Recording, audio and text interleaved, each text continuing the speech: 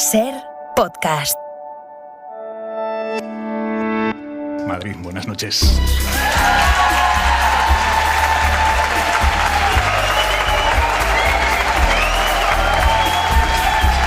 En la cadena SER,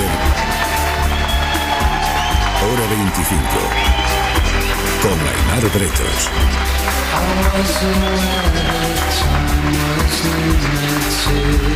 Muchísimas gracias a todos los oyentes, a todos los amigos que habéis venido esta noche a acompañarnos y a celebrar la libertad de prensa con Reporteros Sin Fronteras en esta edición especial de Hora 25 desde la Sala Galileo Galilei en Madrid. Nicolás Castellano, buenas noches. Aimar, hola Aimar, buenas noches, que he gritado yo aquí, por si no me escucharon al fondo. Un aplauso para Nico.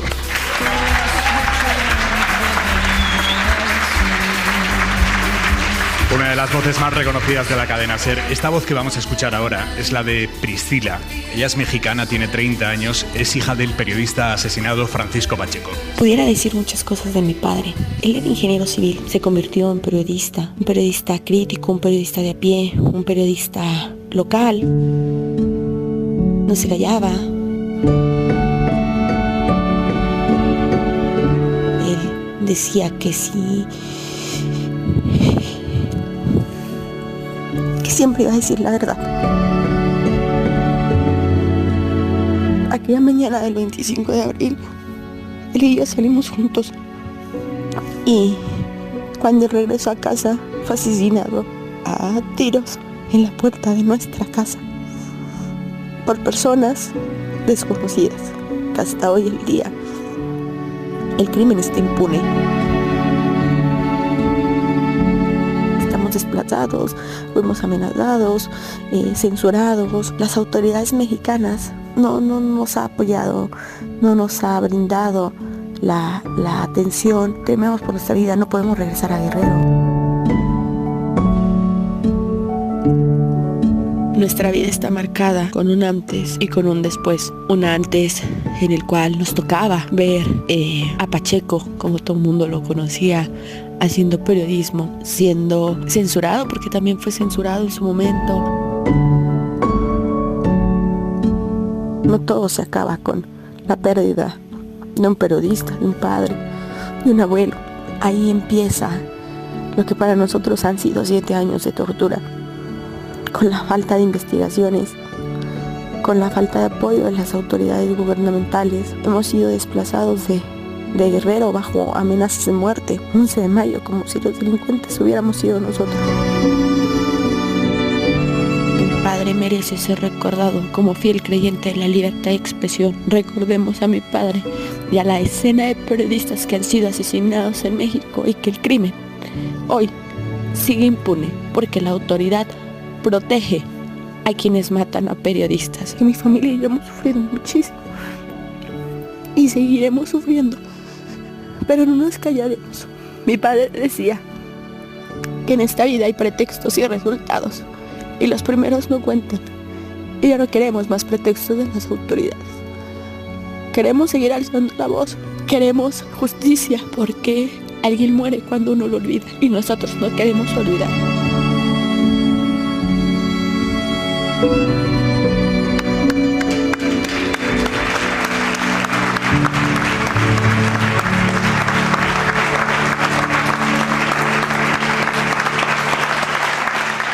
Como si los delincuentes hubiésemos sido nosotros. Es sobrecogedor escuchar esto en boca de la hija de un periodista asesinado a tiros en la puerta de su casa. Es sobrecogedor, pero sobre todo es muy oportuno que en la víspera del Día Mundial de la Libertad de Prensa rindamos este homenaje a los profesionales que han pagado un precio altísimo por informar. Hay quien ya no está para contarlo, como es el caso de Pacheco. Hay quien está en prisión. Y hay quien ha tenido que poner tierra de por medio, muchísimos kilómetros de exilio, como si ellos fueran los delincuentes en lugar de los periodistas. Roya Musawi, buenas noches. Buenas noches.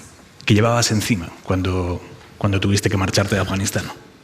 Sí, soy Roya Musawi. Yo vengo de un país que tenemos más de 40 años la guerra y diferentes regímenes.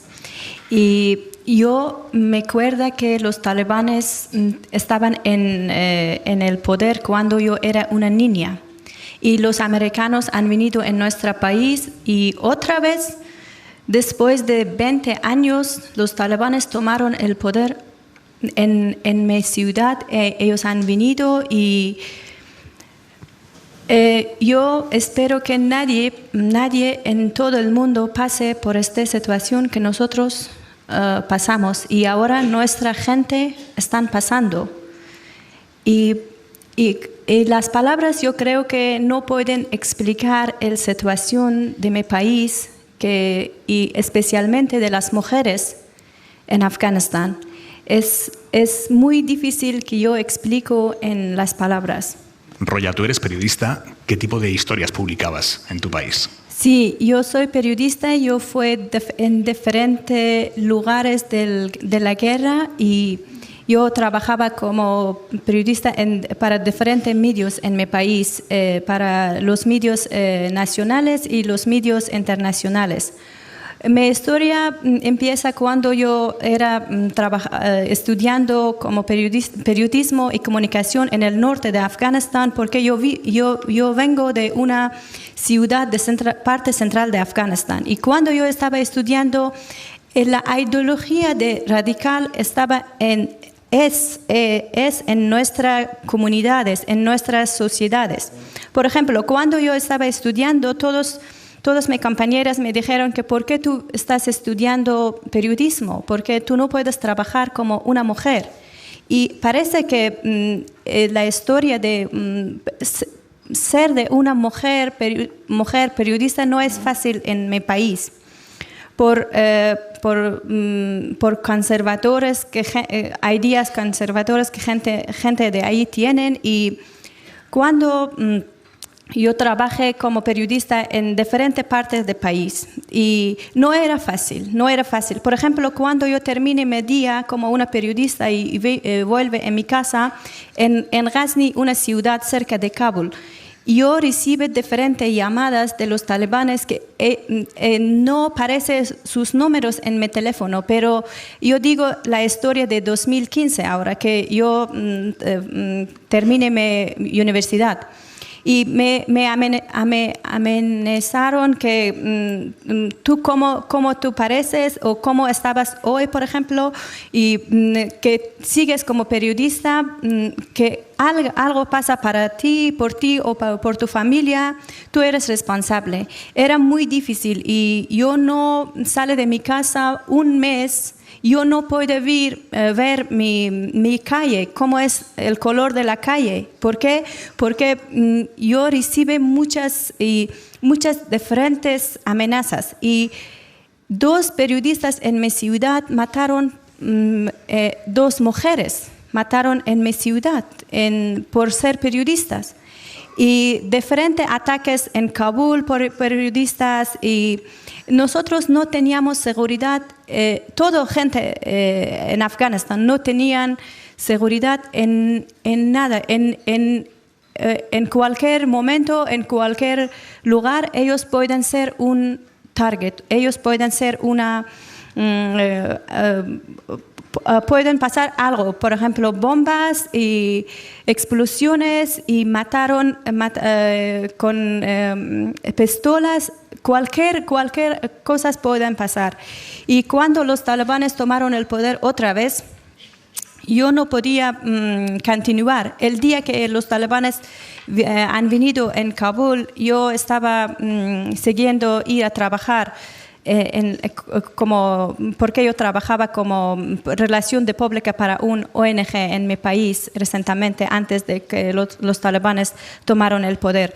Y el día que yo fui para mi trabajar y hay muchísimas gente estaban esperando enfrente de los bancos. Yo estaba sorprendido porque hay muchísimas gente enfrente de los bancos y en nuestra vida cambia en minutos, como jugar del fútbol. Cuando, por ejemplo, estábamos durmiendo por la noche y levantamos por la mañana y una ciudad y otra ciudad y nosotros no esperábamos que ellos vienen en Kabul porque teníamos una militar muy grande y muy fuerte, pero cuando ellos han venido y yo yo perdí toda mi esperanza. Yo, como una mujer, como una persona que estaba independiente y trabajaba y vivía sola en Kabul porque mis padres, mi familia estaban viviendo en otra ciudad, en ciudad que yo nací.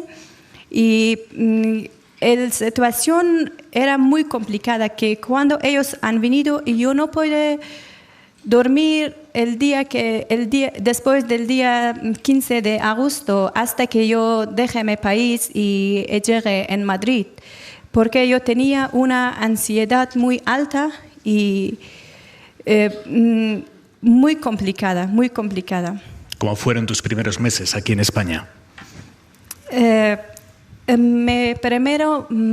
Las primeras meses en España no era fácil, porque cuando yo llegué en Madrid, yo estaba una noche en campo militar. Después el gobierno de España han enviado nosotros a Santander. Yo no sabía cómo decimos hola en español cuando yo llegué aquí. Y tenía una trauma muy fuerte porque yo dejé toda mi vida, mi carrera, mis relativos, mis compañeros, compañeras. Mis compañeros fueron en diferentes países, pero yo agradezco la gente, los españolas que me dicen bienvenido a España. Yo agradezco este comportamiento que ellos tenían con los afganos que han llegado de Afganistán aquí. Roya, te pregunta Nicolás Castellano. Roya, me gustaría saber si para ti ha sido fácil conseguir la documentación en España, porque aunque parezca curioso, hay muchos reporteros que intentan pedir asilo en nuestro país, y luego tendrás más casos, donde se encuentra con un montón de dificultades, como otras personas que intentan probar suerte en España o proteger su vida en España para conseguir la documentación. ¿Te costó mucho? ¿Conseguiste el estatuto de refugiado, la protección subsidiaria pronto? ¿Te dieron permiso de trabajo pronto? ¿Cómo está siendo el proceso? Sí, yo agradezco el comportamiento del gobierno de España. Sobre la documentación y mi residencia, el procedimiento era muy rápido, pero para mi carrera es una camina muy larga. Yo necesito que esperar solo para homologación de mis documentos de universidad, no sé, hasta 3 años, que es un tiempo muy largo. Porque tú, Roya, ahora estás trabajando como traductora en una ONG en Santander. Sí. Yo estoy trabajando como traductora y ayudo con los afganos que han llegado en Cantabria con una ONG, se llama Asociación Nueva Vida, y estoy contenta que puedo ayudar con los gente de Afganistán en España, porque no hay una comunidad muy grande de los afganos en España como de otros países en Europa. ¿Piensas en volver a Afganistán? Ahora todos quieren que volver a su país, pero ahora no es posible porque la ideología que los talibanes tienen, yo no puedo vivir ahí. Roya, gracias. Nada.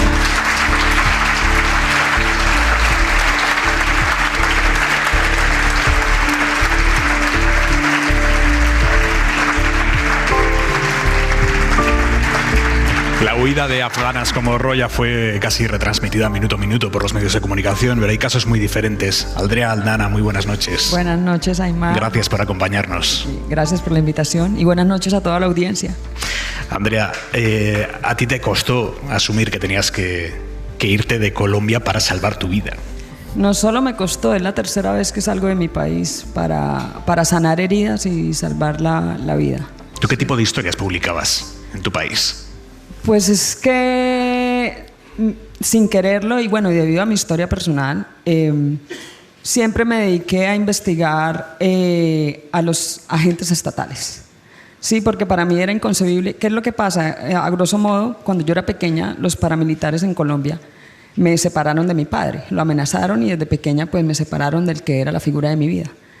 Y pues ¿qué pasa? Que cuando tú te pones a estudiar paramilitarismo te das cuenta que es como un actor muy ligado, ilegal, pero muy ligado al Estado, ¿no?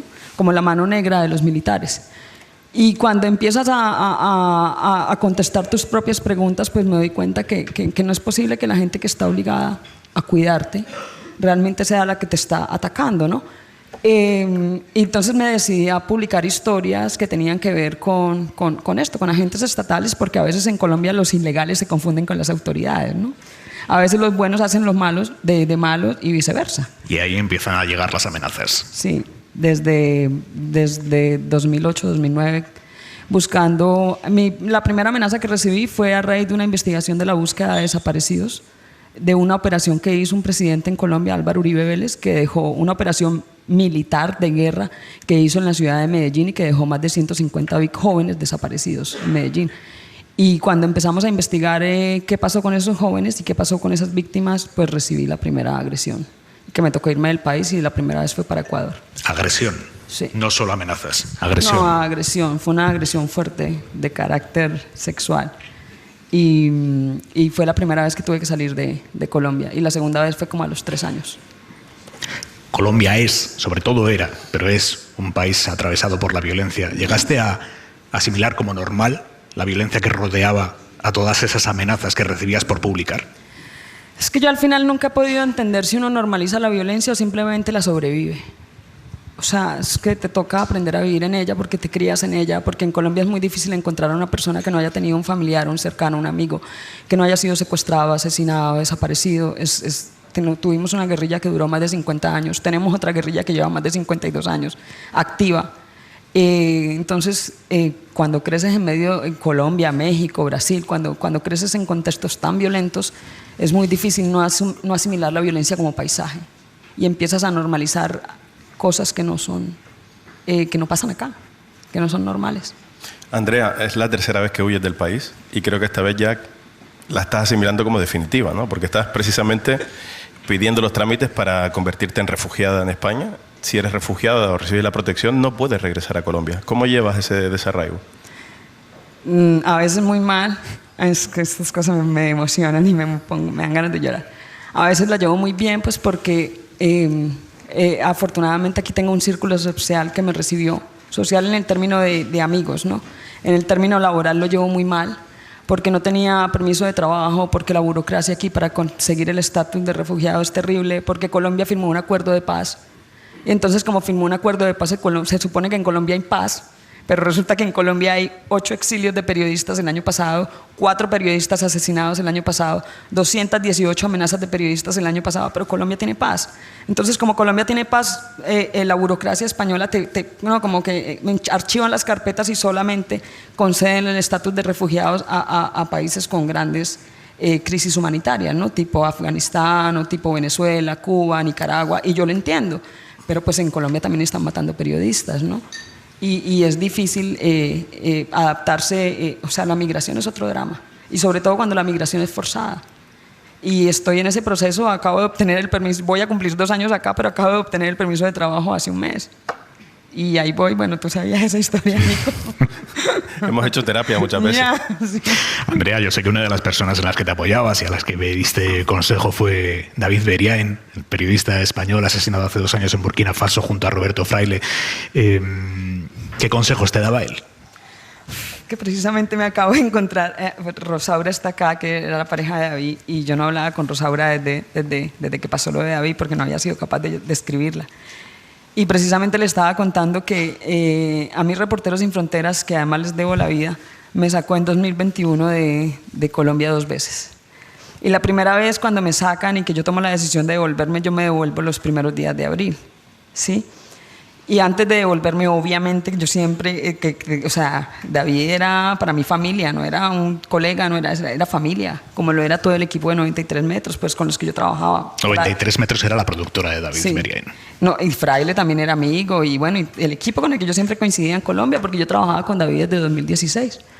Y precisamente me veo con David antes de devolverme, me tomo una foto con él, hablamos un rato, él me invita a comer y yo le cuento toda mi historia y me dice como: Andrea, no te devuelvas a Colombia. No te devuelvas a Colombia, vente para acá, aquí te ubicamos, pero es que no vale la pena dar la vida por el periodismo, no vale la pena dar la vida por una historia, no hay que ser mártir, no hay que... Y yo le digo: bueno, David, voy a despedirme de mi mamá, yo necesito darle un abrazo a mi mamá. Y yo me devuelvo. Como a los 15 días.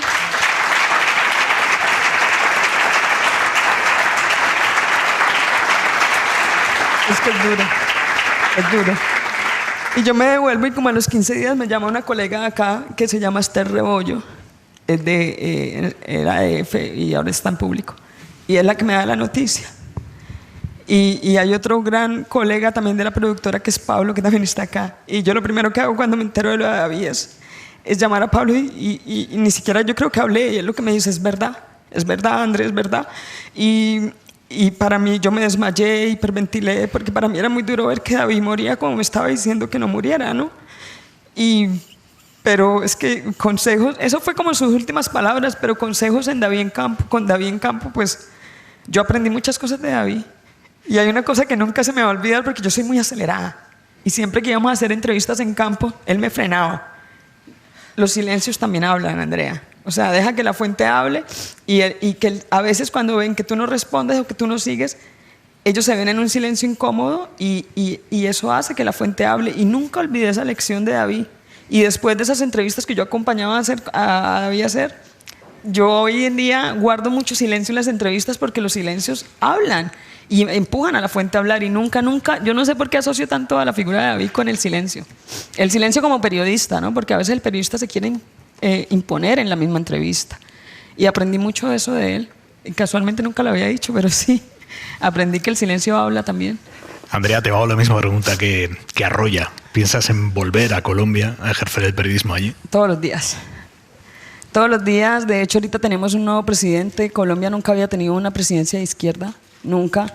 No estoy diciendo que sea la maravilla. A veces hay delirios de autócrata también, de autoritario en Gustavo Petro. Pero es un país que yo no conozco, es un país al que quiero regresar. Duré más de 15 años narrando la guerra en Colombia, por ahora quiero narrar un periodo en el que se busca una paz. No puedo, a ver, ¿qué es lo que pasa? Que es que Gustavo Petro es un presidente que dura 4 años y las mafias que a mí me persiguen son mafias que llevan 20, 40 años ahí, que son fiscalía, policía, ejército. Y no estoy diciendo que la institución sea una mafia, pero sí está permeada por la mafia desde tiempos antes de Pablo Escobar. Y eso hay que decirlo. Hay que decirlo, y esas eran las cosas que yo denunciaba, y las instituciones en Colombia están muy permeadas por la ilegalidad, y esas son la gente que yo denunciaba, ¿no? Entonces, a mí me dicen, si te ponemos esquema de seguridad, me han ofrecido 1000 trabajos, me ofrecieron inclusive la semana pasada un trabajo en la unidad de búsqueda de desaparecidos para que yo coordinara parte de la búsqueda de desaparecidos de Colombia, pero es que yo piso Colombia, yo no sé ni siquiera si tenga una orden de captura porque me quieran asociar con la guerrilla, porque es que la guerrilla era una gente que yo entrevistaba mucho y al ejército eso lo ponía nervioso. Y yo tengo el archivo de lo que el ejército, con lo que me querían vincular. Yo sé que, porque a ellos los investigaron, porque eso fue un escándalo famoso en Colombia cuando el ejército perfiló a unos periodistas. Yo estaba ahí, éramos solo 2 mujeres. Y yo sé con qué me quieren hilar y yo sé con qué montaje judicial me quieren hacer. Entonces, claro, ganas de volver a Colombia tengo todos los días, pero es que desde que me baje en el aeropuerto tengo miedo. Tengo miedo de que me vaya a pasar algo. O sea, es que no sé. No sé si respondí, pero en cuanto pueda, creo que voy a volver. Pero cuando hayan garantías realmente. Y en Colombia no las hay. Andrea, gracias. A ustedes.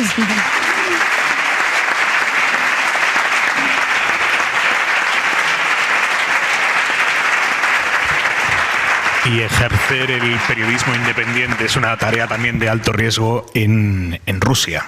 Daria Gavrilova, buenas noches. Buenas noches. Gracias por tenerme aquí. Gracias a ti por estar con nosotros. Daria, tú te marchaste de Rusia cuando tu país entraba en un punto de no retorno respecto a la libertad de prensa. ¿Cuál era tu trabajo allí? Yo era periodista en Rusia. Yo marché cuando tenía 23 años, hace ya 10 años y medio. Y yo estaba haciendo mi carrera, estaba trabajando como periodista en una radio que se llama Kommersant. Es una radio, es una casa editorial que era súper importante después de la disolución de la Unión Soviética. Era como pionera en periodismo independiente en la Nueva Rusia, Kommersant. Entonces hacían periodismo independiente. Entonces yo trabajaba en la radio, hacía noticias sobre política y vida social, y también colaboraba con varios otros medios que ahora ya no existen y los nombres no os dirán nada, pero también yo, por ejemplo, una de las cosas que yo hice era el primer perfil grande sobre Alexei Navalny. del país. Navalny, opositor a Putin. El que está ahora en la cárcel. Encarcelado. Sí, Navalny, el documental que recibió Oscar este año, esta persona. Entonces, él, como salió a la vida política grande en 2011, entonces en este momento la revista con que yo trabajaba decidió hacer un número con el tema de quién es Alexei Navalny. Entonces yo era una de las dos personas que estaban escribiendo este artículo de investigación sobre quién era. Y llega un momento, Daria, en el que os pasan una lista de los temas de los que podéis hablar y de los que no. Bueno, yo no llegué a este punto, yo de hecho me fui un poco antes. Lo que ocurrió que sí, cuando yo estaba trabajando aún en la radio, era que recibimos como, no era aún censura, pero ya se veía a dónde va la cosa, que era que cada vez que hablamos con algún político opositor, en aquel momento aún podíamos llamar a Navalny, he llamado a Navalny varias veces para preguntar qué opinas de no sé qué, y otros políticos que muchos de ellos ahora están en la cárcel o matados. Pero en el caso que cubrimos algo sobre la oposición, siempre tuvimos que tener opinión de una persona del partido Rusia Unida. Tiene que haber su opinión. Entonces no se puede sacar ninguna noticia política sin un representante de Rusia Unida. Esto era los últimos como 3 meses que yo estaba trabajando en la radio. Ya luego sé que, porque yo tenía amigos que estaban trabajando ahí, que cuando yo fui ya aparecen temas que no se puede hablar, Navalny pasó a la lista negra, aparecieron listas negras y todo esto. Pero esto era para mí por lo menos claro que es donde va la cosa, porque en los medios estatales las listas negras existían desde hace años. Yo, por ejemplo, de muy joven, de 19 años, yo fui a trabajar a un portal que se llamaba Strana.ru, que es el país, digamos, en ruso, que era del gobierno estatal. Yo estaba ahí trabajando de observadora de la sección de cultura, entonces estaba haciendo entrevistas con directores de cine, actores y tal.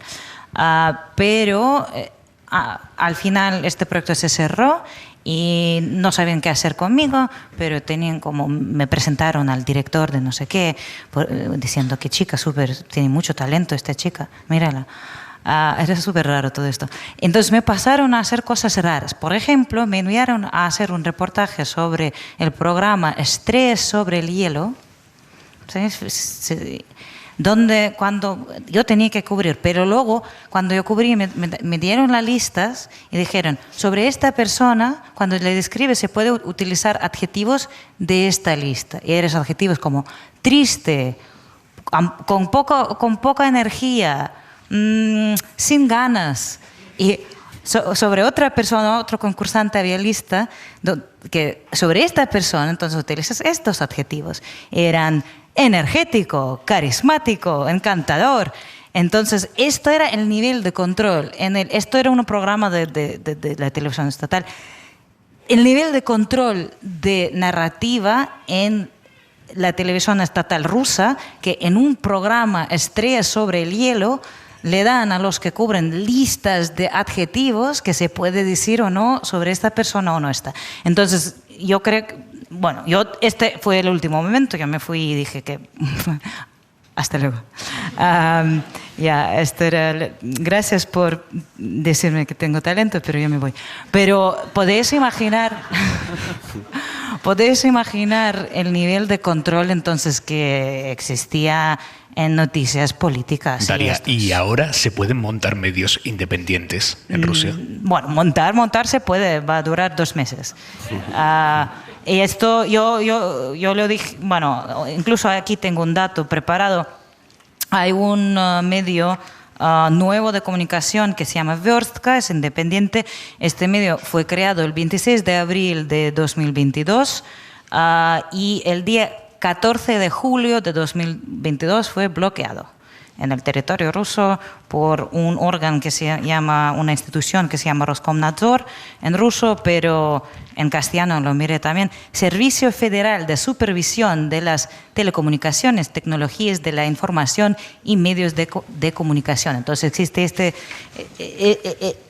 este órgano de gobierno que está vigilando todo, pero incluso hasta entonces un medio te lo montas, dura 2 meses, la gente puede leer, luego está bloqueado y si los fundadores, periodistas están en el territorio ruso, tienen primero, abren casos administrativos, luego si no criminales, luego cárcel y todo esto, pero incluso en Rusia, incluso blogs, por ejemplo, hay mucha información distribuida por Telegram, porque Telegram tiene función de tener como un blog. Sí.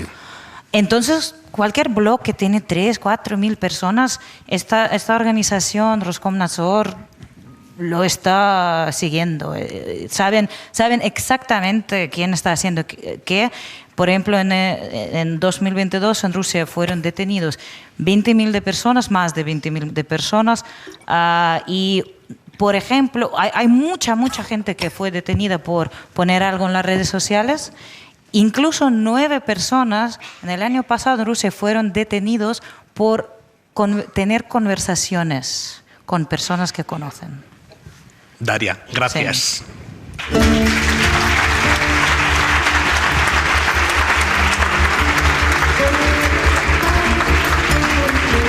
Las amenazas sobre periodistas que intentan huir de su país continúan incluso bastante tiempo después de que estos profesionales decidan salir de ese país, porque no son amenazas o no son riesgos que pesan sobre ellos solo, son también hacia sus familias, hacia su entorno, y por eso la siguiente periodista que va a intervenir esta noche no puede mostrar hoy su cara, ni siquiera vamos a mencionar su nombre real, y no estará sentada aquí en esta mesa, en este escenario, por una cuestión de seguridad, para que no se vea su rostro ante las cámaras a través de YouTube, que estamos emitiendo este programa.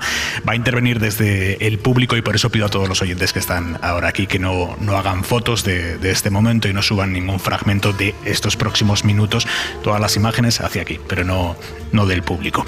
Ana, buenas noches. Hola, buenas noches. Ana es un nombre ficticio, es una periodista nicaragüense. En tu caso, Ana, no saliste del país, sino que te desterraron. Sí, en efecto, a mí digamos que sí me desterraron. Yo salí de Nicaragua para trabajar en un documental a mediados del año pasado, y cuando fui al aeropuerto de la ciudad donde estaba y iba a regresar a Nicaragua, me dijeron que no tenía permiso de abordar el vuelo, y pregunté a la aerolínea, hablé con todas las personas que pude y me dijeron que simplemente el gobierno de mi país no había autorizado mi ingreso al país, porque para entrar a Nicaragua hay que llenar un formulario 3 días antes de abordar el vuelo, y el gobierno dice de esa lista qué personas pueden entrar y qué personas no pueden entrar. Generalmente se espera que a quienes, digamos, les prohíba la entrada sea a personas extranjeras que considera una amenaza. Eso es, aún así es una violación de derechos humanos, pero el paso, digamos, que ha dado el gobierno de Nicaragua de prohibir el ingreso a nicaragüenses es un paso más de la represión sostenida que hay en el país desde el 2018. Ana, tú trabajabas en la Alianza de Medios, que es un proyecto que nació hace 3 años, que engloba a 14 medios de comunicación en Centroamérica. En tu país, en Nicaragua, los que informan de forma independiente sobre lo que pasa allí, o bien trabajan en la clandestinidad, o bien lo hacen desde fuera.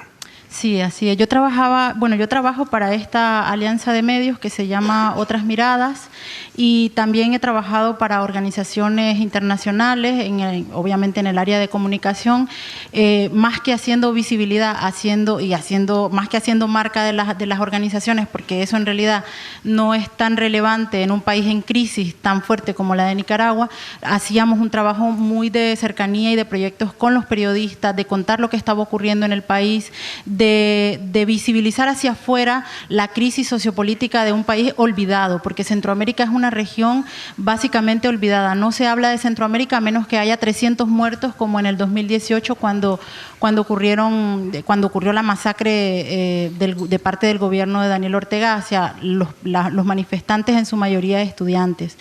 Entonces, bueno, trabajar con medios de comunicación, en alianzas y tal, ha sido una manera de poder contar contar las historias más allá del país, de poder trabajar en conjunto y de poder hacer un poco de soporte entre periodistas y entre medios, pues porque en realidad en muchos momentos uno siente que estamos un poco solos, ¿no? Cuando lo único que te queda es el exilio, cuando ves que empieza a bajar el nivel de interés en Nicaragua y en la crisis sociopolítica del país, pues empiezan a surgir iniciativas como esta, de contar las cosas en alianza, en conjunto, y de aliarnos entre medios y entre periodistas de Centroamérica, porque vemos que el patrón es el mismo. La criminalización, la persecución, el bloqueo de las fuentes de información, el bloqueo de los fondos, el uso del aparato estatal y legal, haciendo y aprobando leyes como la ley de ciberdelitos, que en realidad lo que persigue es lo que buscan, que están en Nicaragua y en El Salvador, por ejemplo, lo que buscan son, esas leyes es hacer que los periodistas se callen, silenciarnos, o sea, mantenernos en una especie de temor permanente y de autocensura incluso, para no atrevernos a contar lo que está ocurriendo y a denunciar las barbaridades y las violaciones de derechos humanos constantes en nuestros países. Ana, te pregunta Nico. Ana, el periodismo cooperativo, las asociaciones de medios en Centroamérica están salvando la verdad, entre comillas, ¿no? Entre tanto retroceso en esos países, decía El Salvador, Nicaragua. Sí. ¿Cómo crees que estamos contando los medios internacionales lo que pasa en Centroamérica? ¿Estamos siendo justos? ¿Estamos dándole la dimensión que tiene ese retroceso democrático que está viviendo Centroamérica? A veces sí, a veces no. A veces creo que cuando ocurren hechos graves, por ejemplo, lo que decía antes, cuando hay una matanza o cuando el gobierno de Bukele aprueba por 10ª vez la extensión del régimen de excepción, o cuando hay 22 periodistas del Faro que han sido espiados con Pegasus, entonces sí aparecen la realidad de nuestros países en los medios porque vende esa noticia. Pero muchas veces la realidad cotidiana de la gente, de las violaciones permanentes que hay a los derechos humanos no se están contando. Se cuenta muy poco porque pareciera que son historias poco atractivas cuando son violaciones o crisis sostenidas en el tiempo, como lo que ocurre en Nicaragua y como lo que está ocurriendo también en El Salvador o en Guatemala también. Y luego también hay toda la persecución a periodistas. Se cuentan muchas veces los casos de los grandes periodistas. Ahora mismo, por ejemplo, el caso de José Rubén Zamora en Guatemala es un caso que da mucho de qué hablar, pues, el director de un periódico grande, pero luego hay muchos periodistas indígenas, muchos periodistas locales de los que nadie habla. Nadie cuenta la realidad de ese periodista que cubre a diario, que va a una radio y cuenta la realidad de su barrio, de su comunidad, y eso pone en riesgo un megaproyecto, una mega empresa que se quiere robar el río en esa comunidad o que quiere acaparar las tierras, y ese periodista es el único que lo está contando. De esos periodistas nadie habla. Ana, gracias.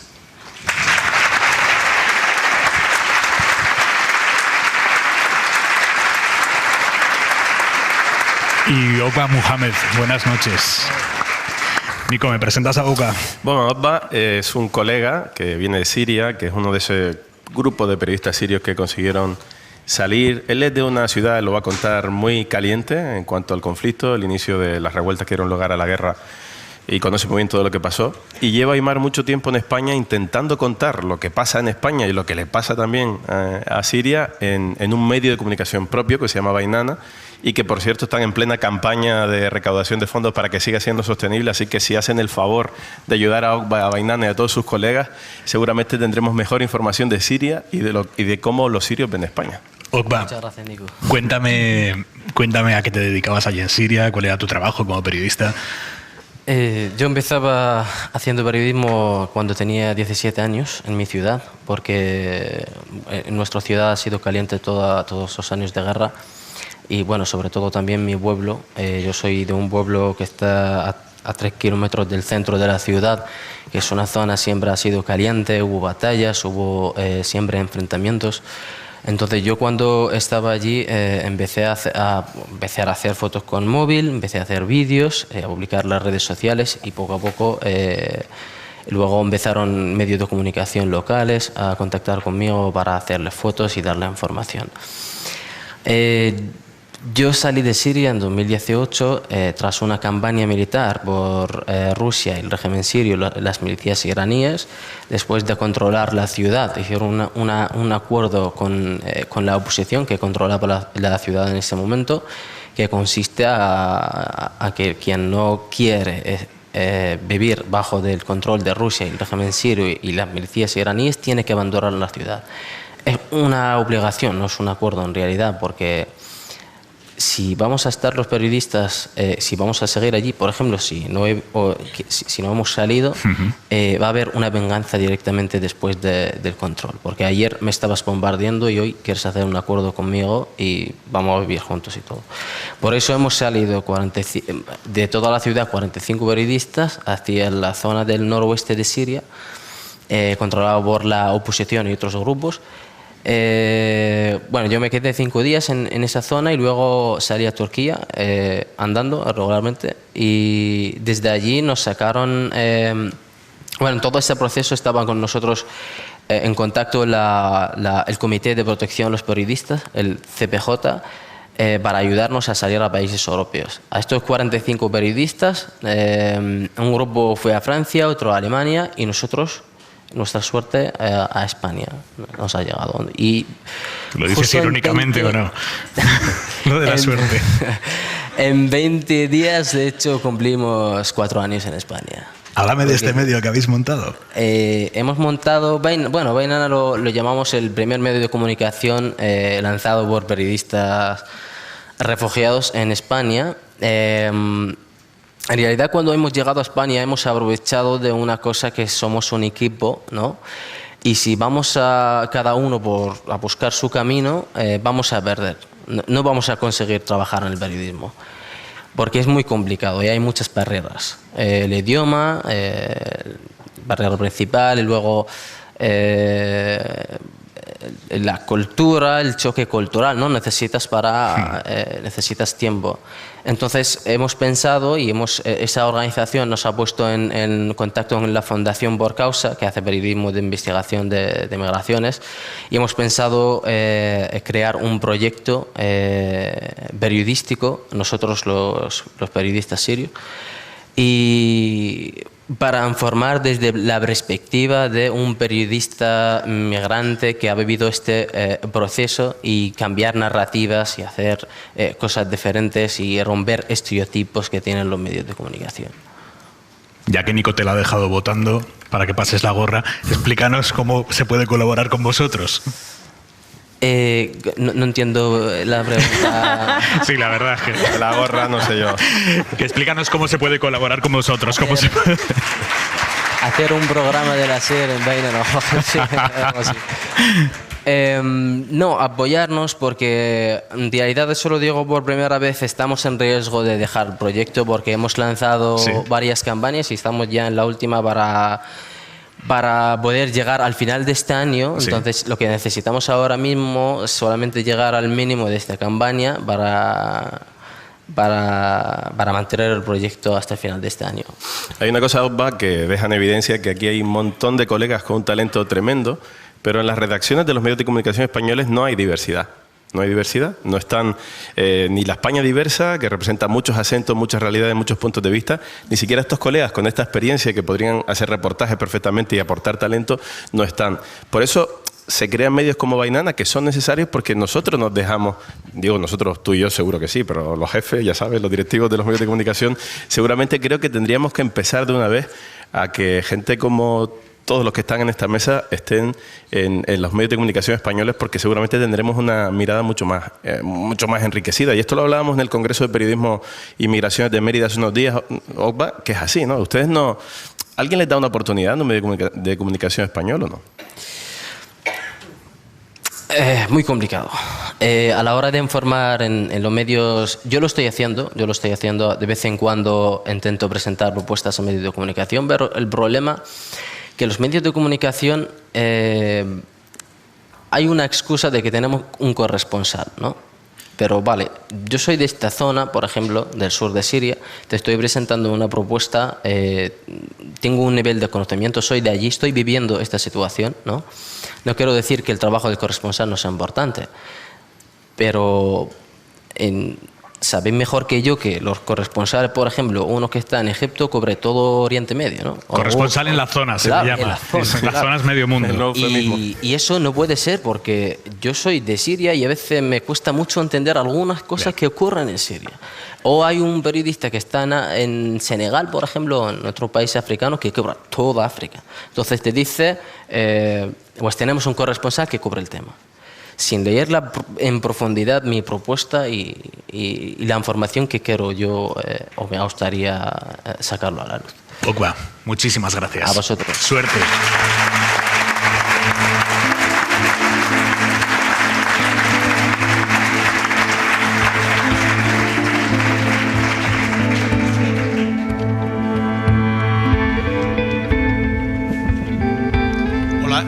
Soy Carlos Yarnoz, he sido periodista en El País durante 40 años y quiero prestar hoy mi voz a Amadou Bamboulké, exdirector general de la Radiotelevisión Pública, que ha sido condenado en su país, en Camerún, de donde fue esto, exdirector general, fue director general de la televisión pública, y ha sido condenado, digo, el pasado mes de diciembre a 12 años de prisión a sus 73 años por una supuesta malversación sin que el tribunal haya presentado prueba alguna de este supuesto y presunto delito.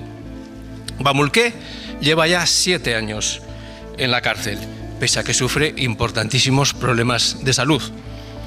Por todo ello, no solo le presto mi voz, sino que efectivamente, como todos ustedes seguro, exijo su más inmediata puesta en libertad.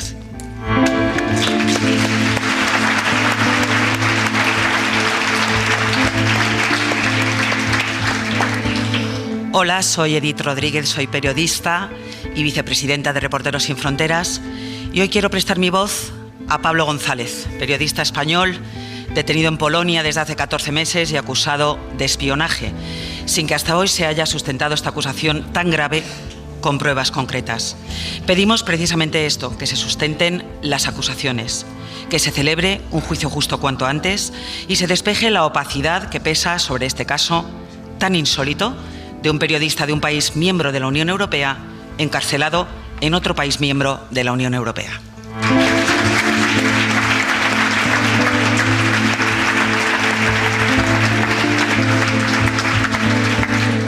Hola, soy Nicolás Castellano, periodista de la cadena SER, y quiero prestar mi voz a Hatri Dada, fotoperiodista saharaui del colectivo Salwan Media, condenado en 2019 a 20 años de prisión por presuntos delitos basados, como siempre en el caso de los presos políticos saharauis, en confesiones bajo torturas o falsificadas.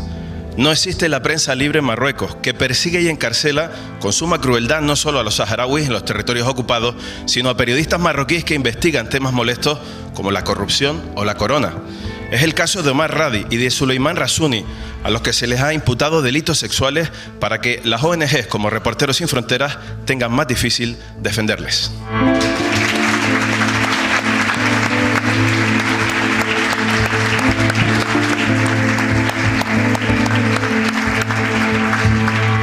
Vamos a ponerle un poco de música a la noche antes de seguir. Ede, muy buenas noches. ¿Qué tal? ¿Cómo estás? Buenas noches, muy bien. Muchísimas gracias por acompañarnos. No, a vosotras por invitarme, estoy muy emocionada, muchísimas gracias. Está siendo emocionante. Me hace mucha ilusión. Ede, ¿qué nos vas a cantar?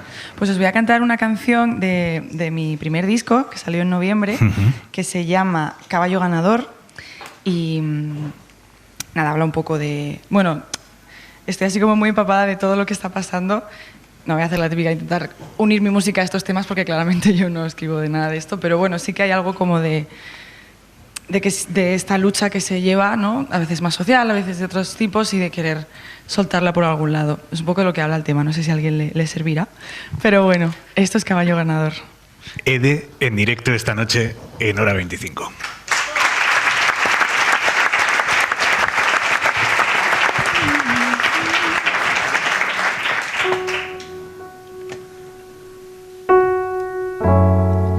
Me peleo contra todo lo que viene. A veces ya no sé ni para qué. Me dijeron que cura lo que escuece. ¿Cuánto tiempo llevo curándome? Y si es esto lo que tengo que hacer para que me queráis, para que me queráis. Para vosotros el caballo ganador, la corona, el altar y la llave. Los focos no me calientan el corazón, ni vuestro clavo ardiendo que ni arde. Para vosotros el caballo ganador, la corona, el altar y la sangre. Los focos no me calientan el corazón, y a mí se me hace tarde. Me peleo contra todo lo que viene y le doy la espalda a todo lo que tengo aquí. Siempre tan ocupada en ser suficiente que a veces se me olvida respirar. Si es esto lo que tengo que hacer para que me veáis, para que me veáis. Para vosotros el caballo ganador, la corona, el altar y la llave. Los focos no me calientan el corazón, ni vuestro clavo ardiendo que ni arde. Para vosotros el caballo ganador, la corona, el altar y la sangre. Los focos no me calientan el corazón, y a mí se me hace tarde.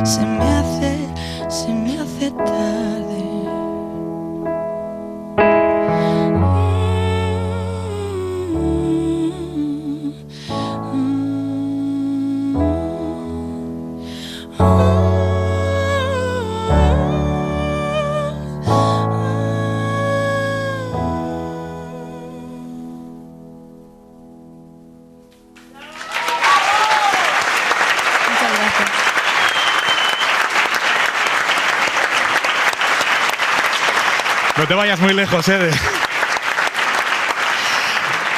¿Cómo funciona la logística para sacar de sus países a periodistas que necesitan ponerse a salvo? Vamos a preguntárselo a Alfonso Auluz, es el presidente de la sección española de Reporteros Sin Fronteras. Alfonso, buenas noches. Buenas noches, Aymar. Impacta muchísimo escuchar todo lo que hemos escuchado hasta ahora. Sí, importa, y además es curioso porque la mayor parte ha sido trabajo de voluntarias. Básicamente han sido compañeras con su entrega personal, con su tiempo. Recuerdo la situación de Afganistán en mitad de agosto, todo el mundo de vacaciones, y de repente un conjunto de voluntarias y nuestras vicepresidentas fueron capaces de ayudar a salir a muchas personas que estaban pasándolo mal. Y todos los testimonios, pues bueno, son fruto también del trabajo y del esfuerzo de muchos voluntarios. ¿Cómo se activa un operativo así? ¿En qué momento se toma la decisión, hay que sacar a este periodista de este país y vamos a hacerlo de esta manera? Bueno, básicamente es la percepción que nosotros tenemos de la inminencia de la amenaza, y bueno, pues Andrea lo ha mencionado, y ha habido algunos otros casos en los que, gracias a contar con una red internacional y bueno, con los apoyos que en un momento dado somos capaces de prodigar, sacar a personas que pudieran no estar viviendo en este momento. Esas extracciones supongo que son logísticamente muy, muy complicadas.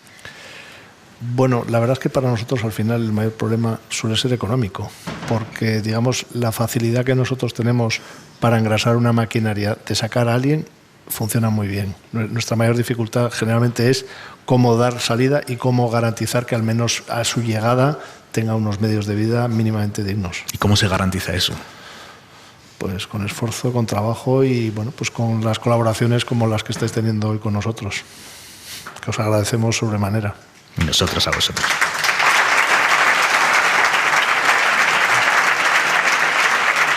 Una vez que están aquí, estos periodistas, Alfonso, se activan unos programas de acogida de periodistas y, ¿no?, de intentar integrarlos ya no solo en la vida, en la sociedad, sino en la profesión. ¿Eso cómo funciona? Bueno, nosotros lo que procuramos es que si es un programa de acogida temporal, digamos durante el tiempo que están aquí, reposen, se alejen del peligro, sanen, como ha dicho Andrea, que tengan un apoyo psicológico, que tengan un apoyo emocional, que tengan un apoyo profesional, que ensanchen sus relaciones y que esto, digamos, permita contemplar nuevos horizontes. Mañana anunciaremos en el espacio seguro RSF Elche pues 2 personas que van a disfrutar de integrarse en un programa académico en la universidad como profesores visitantes honorarios, de manera que se integran en la comunidad universitaria, y es un modelo que queremos replicar en diferentes universidades que estén dispuestas a hacer este proyecto con nosotros. Mañana vamos a conocer también los datos actualizados del estado de la libertad de prensa en el mundo, recogidos por Reporteros Sin Fronteras, pero en el último balance anual de Reporteros hay datos tremendos. 533 periodistas en la cárcel, es un récord. Aumentan los periodistas asesinados, son 57, pero hay más. En todo el mundo hay 65 periodistas secuestrados y 49 profesionales de la información de los que no se sabe nada, porque están desaparecidos. Uno de los periodistas que murió asesinado hace poco, hace 2 años, es David Beriain. Rosaura Romero, buenas noches. Buenas noches, muchas gracias.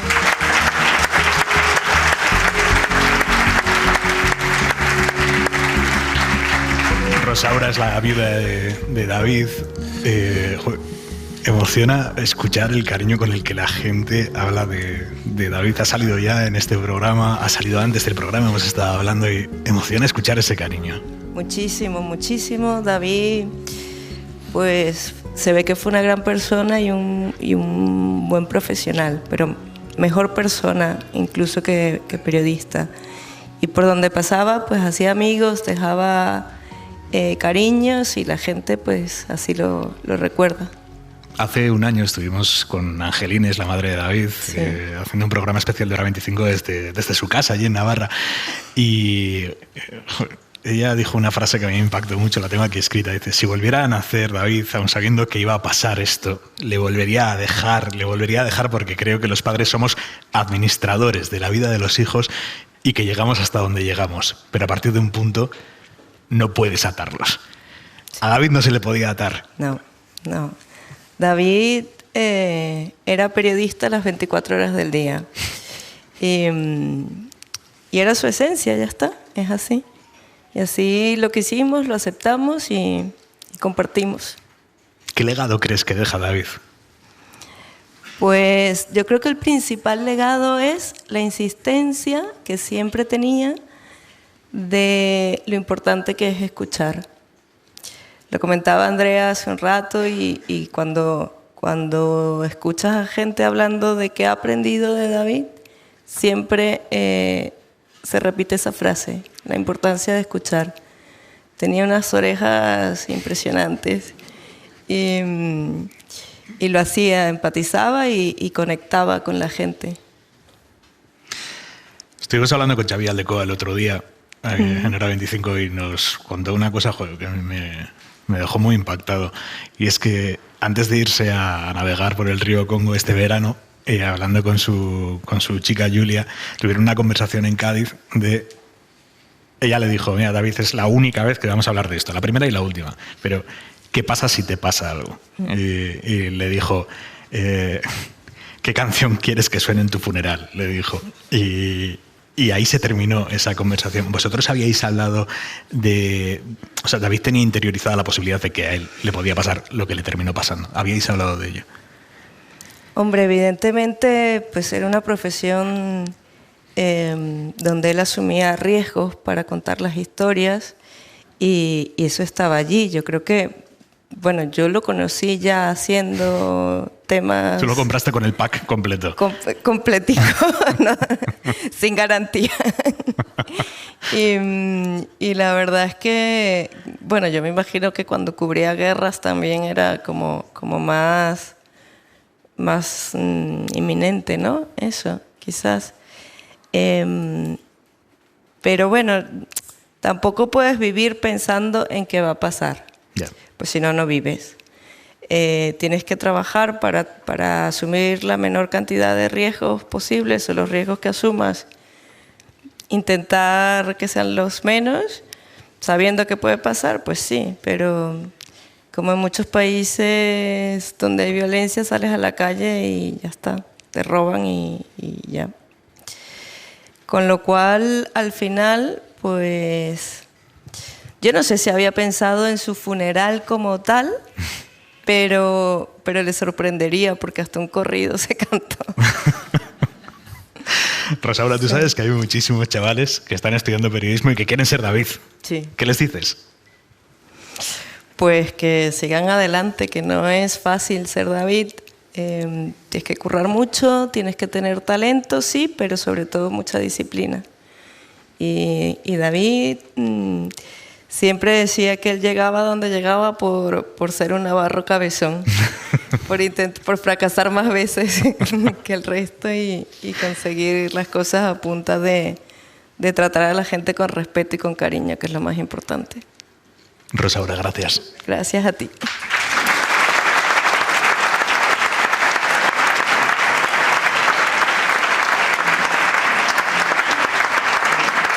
Olmo Calvo, buenas noches. Buenas noches. Olmo Calvo es fotoperiodista, es uno de los mejores fotoperiodistas que tenemos en España. A él no le gusta que digan esto, pero ya lo digo yo.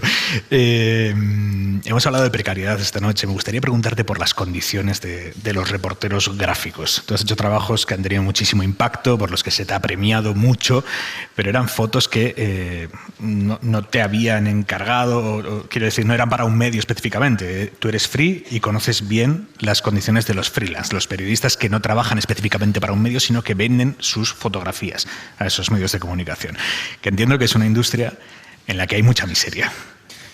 Pues sí, como bien tú dices, a ver, al final el trabajo como autónomo o el trabajo freelance, en mi caso, tiene dos vertientes muy concretas, ¿no? Por un lado, está el trabajo que realizo pues, para medios de comunicación, por encargos, etcétera, y luego otro tipo de trabajo que son más los reportajes que quizá tienen más recorrido y que hasta cierto punto también son más importantes desde el punto de vista de los temas que uno trata.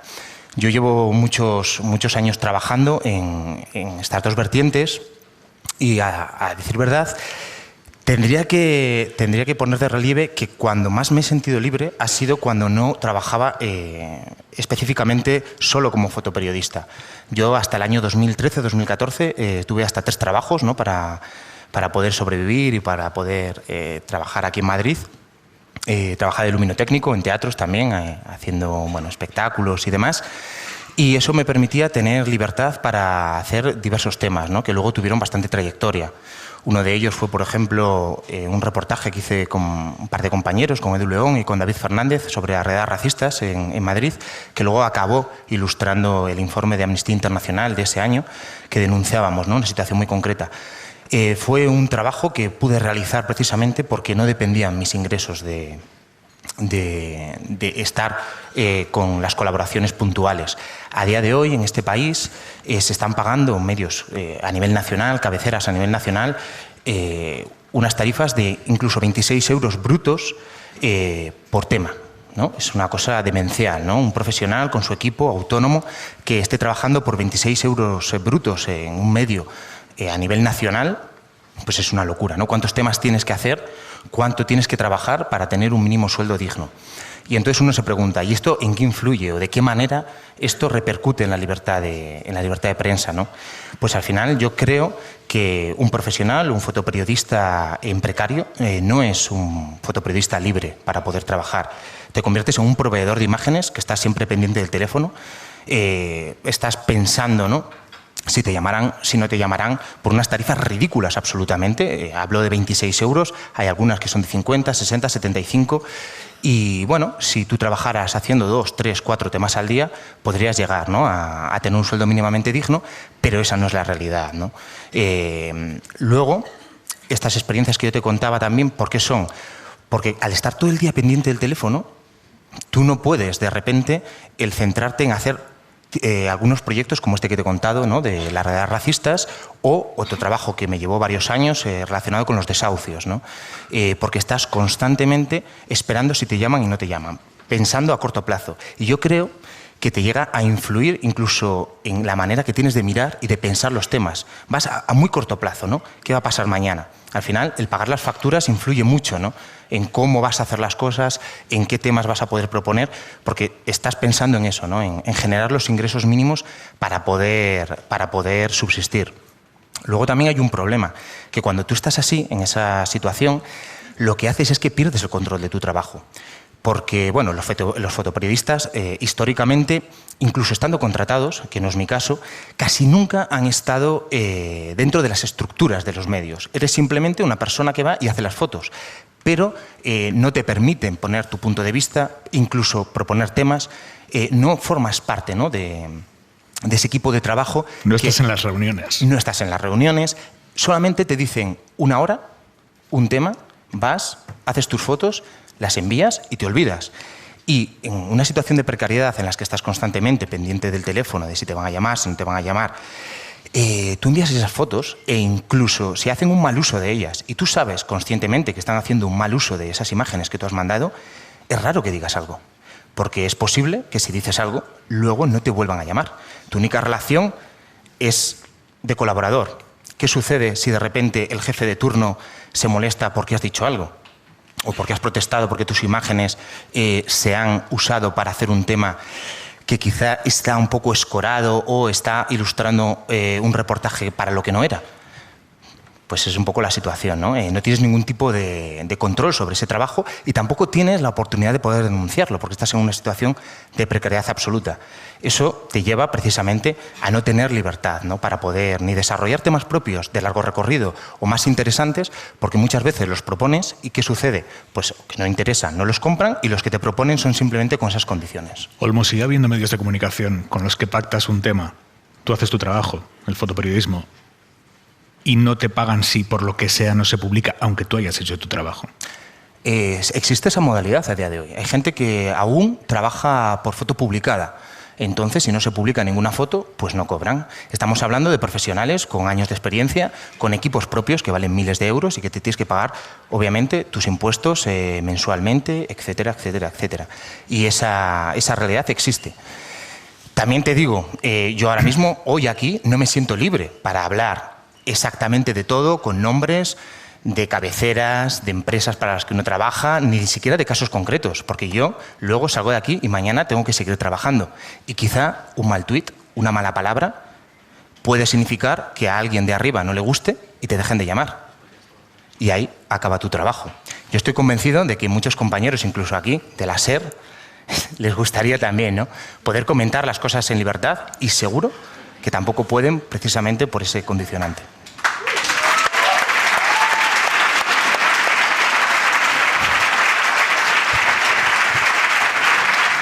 Te pregunta Nico Castellano. Bueno, yo con Olmo he tenido la suerte de coincidir en muchas historias, pero quiero que cuentes cómo es tu papel de freelance que va a cubrir una guerra.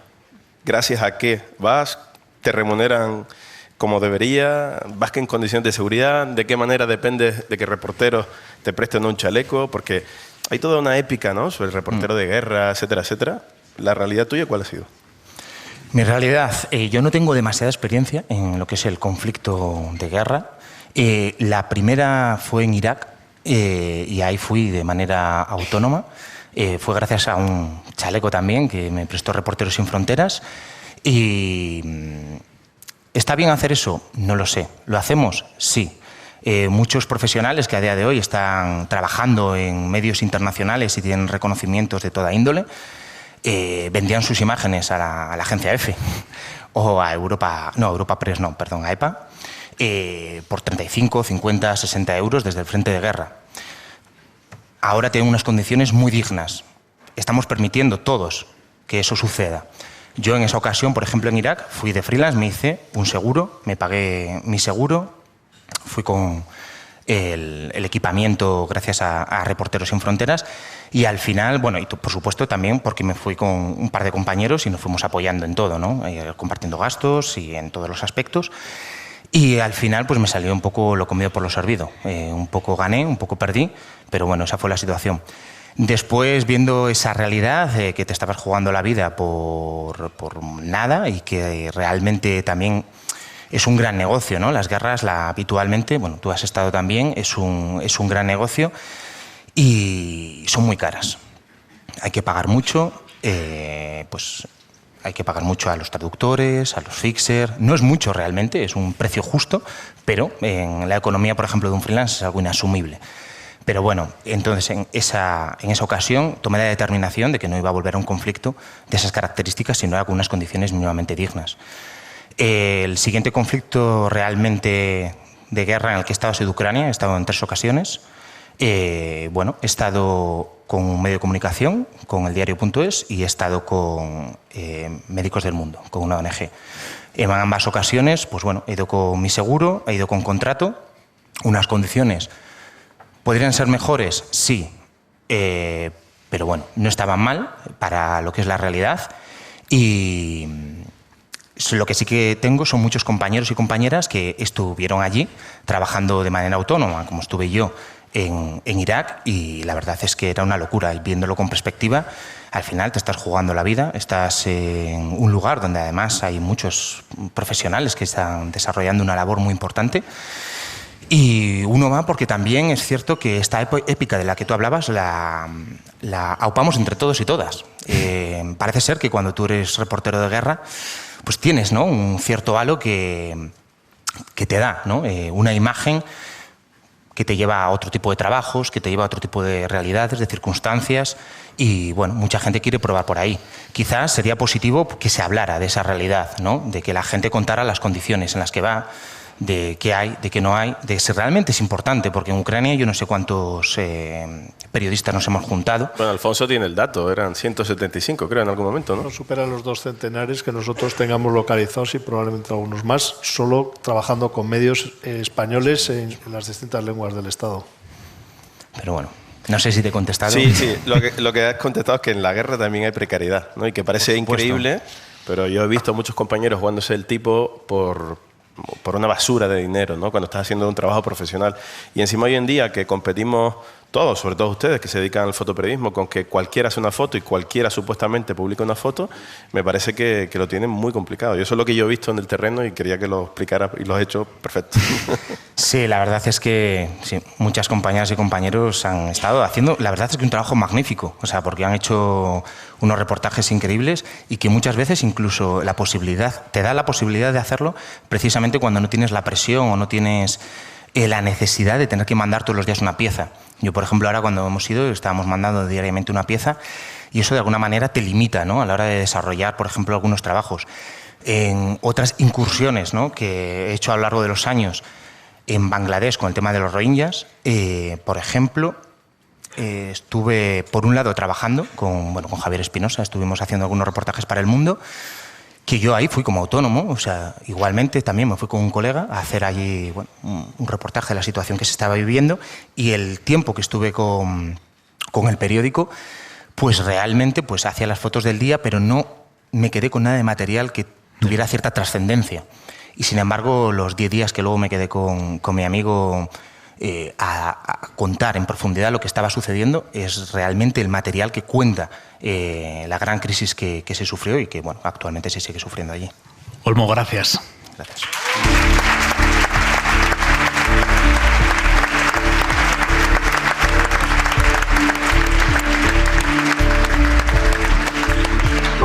Buenas noches, soy José Antonio Guardiola, reportero de Radio Televisión Española, pero esta noche también me llamo Jamie Ley, una figura emblemática de la libertad de prensa en Hong Kong, un territorio que era modelo de pluralismo y que ahora está amordazado por el régimen chino.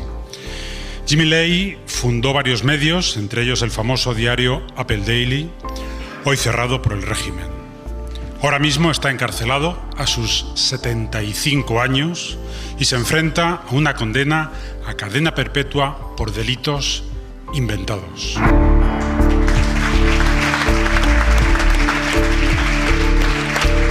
Hola, soy Eva Bajameida, periodista de la web de Radio Televisión Española, y hoy quiero ser la voz de dos periodistas iraníes, Elahe Mohammadi y Nilufar Hamadi.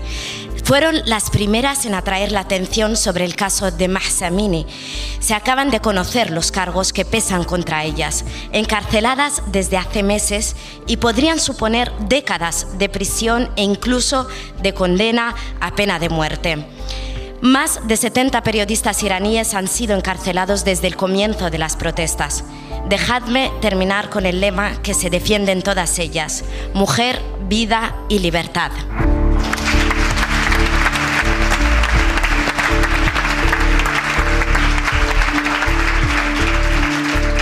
Hola, soy Alfonso Armada, periodista y presidente de honor de Reporteros Sin Fronteras.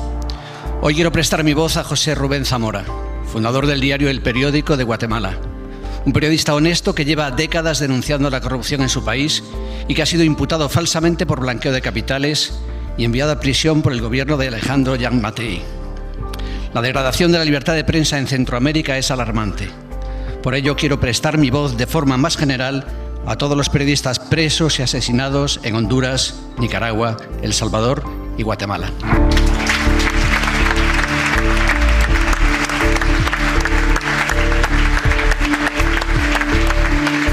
Vamos a desplegar enseguida la mesa de análisis de Hora 25 esta noche en la Sala Galileo Galilei de Madrid, a la que, por cierto, le damos gracias infinitas por acogernos hoy aquí. Pero antes, vamos a volver a ponerle un poco de música esta noche de radio. ¿Qué tal? ¿Qué nos vas a cantar? Pues os voy a cantar Buena y Pura, que es otro de los temas del disco de Lucero. Y bueno, me vais a permitir una pequeña licencia, claro que por sí. favor, porque es que hoy me ha llegado un texto que escribió Mía, que es una niña de 8 años, y le pidieron en el cole que escribiese una redacción sobre alguien que le influía y le inspiraba, y la escribió sobre mí, me lo ha hecho llegar su madre Patri. Me ha hecho tanta ilusión, la niña decía, Mía, que su favorita era Buena y Pura, así que se la quiero dedicar a Mía desde aquí, si me dejáis. Para Mía, Ede, en directo esta noche en Hora 25.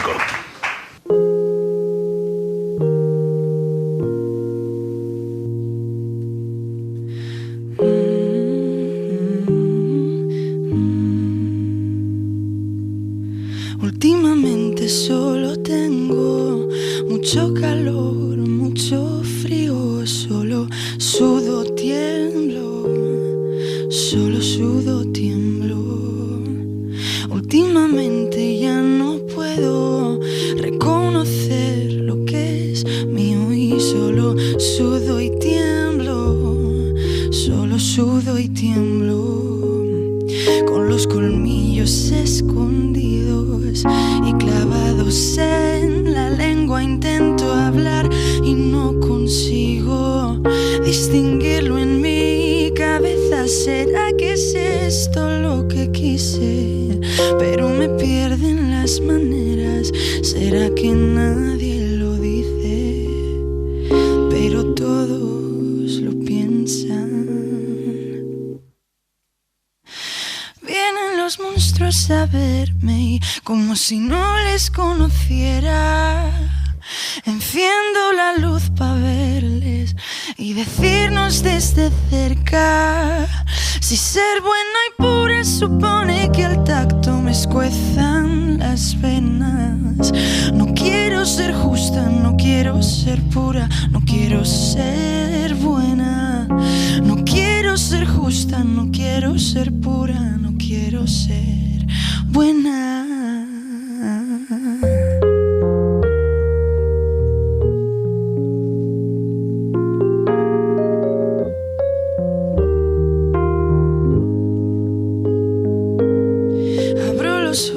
Despacio, le pido tregua al ruido y que me lleve el cielo, que se quede conmigo, con los colmillos escondidos y clavados en la lengua. Intento hablar y no consigo distinguirlo en mi cabeza. ¿Será que es esto lo que quise?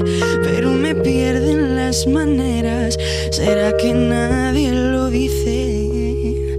Pero todos lo piensan. Nadie lo dice, pero todos lo piensan. Vienen los monstruos a verme como si no les conociera. Enciendo la luz para verles y decirnos desde cerca. Si ser buena y pura supone que al tacto me escuezan las venas. No quiero ser justa, no quiero ser pura, no quiero ser buena. Si ser buena y pura supone que al tacto me escuezan las venas. No quiero ser justa, no quiero ser pura, no quiero ser buena.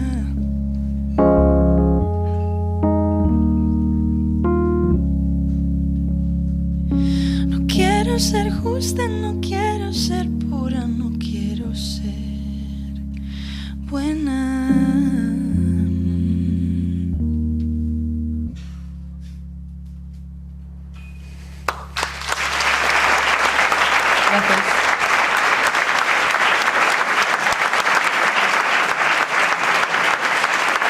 Son las 11 menos 10 de la noche, las 10 menos 10 en Canarias. En la cadena SER,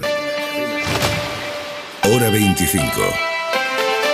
Aimar Bretos. Esta noche en una mesa del análisis express, porque va a ser express de verdad. Esther Palomera, ¿cómo estás? Muy buenas noches, muy bien, encantada de estar aquí. Carlos Cue, buenas noches. Hola, buenas noches, encantado. Y Pablo Simón, muy buenas noches. Hola, Simón. buenas noches. El día en 2 minutos. Marisol Rojas, buenas noches. Buenas noches. Más allá del choque institucional entre el Gobierno y la Comunidad de Madrid, que enseguida vamos a analizar, se ha conocido el detalle de una reunión entre medio centenar de fiscales conservadores con el líder del PP, Alberto Núñez Feijóo.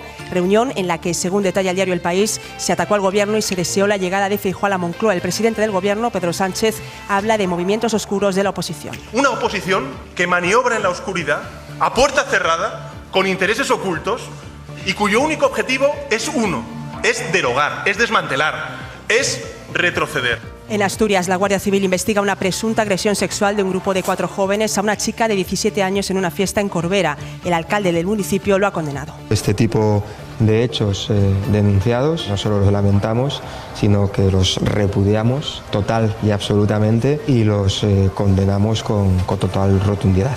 Día en el que el presidente de la patronal COE, Antonio Garamendi, ha asegurado en Hoy por Hoy que la negociación colectiva con los sindicatos para subir los salarios no está rota. La mesa está abierta, se está trabajando. No es cierto que nos hemos levantado. Lo que pasa es que, bueno, en un momento dado, el año pasado, lo que se planteó por parte de los sindicatos, pues no podíamos aceptarlo, pero eso no quita que esa negociación ha seguido funcionando.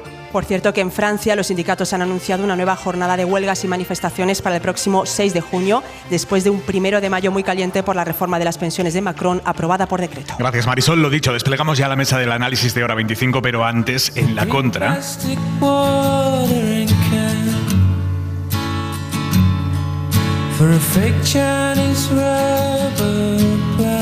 Manuel Javois, buenas noches. ¿Qué tal, Aimar? Buenas noches. ¿Qué te sugiere todo lo que hemos escuchado aquí esta noche en la Galileo Galilei de Madrid?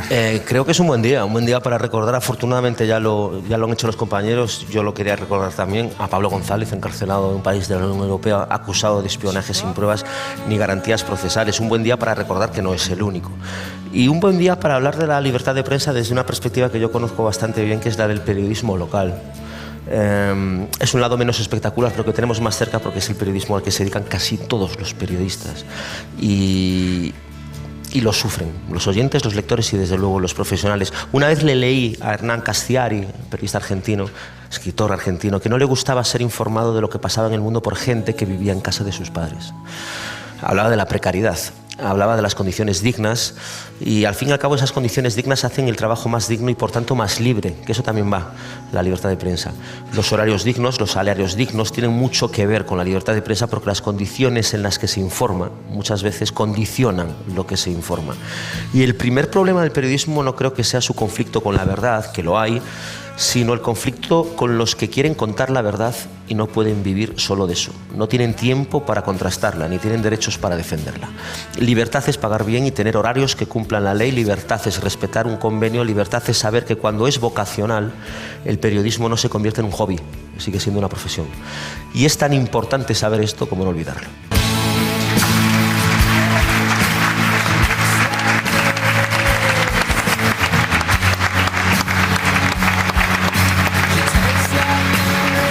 25, edición especial esta noche con Reporteros Sin Fronteras desde la Sala Galileo Galilei de Madrid.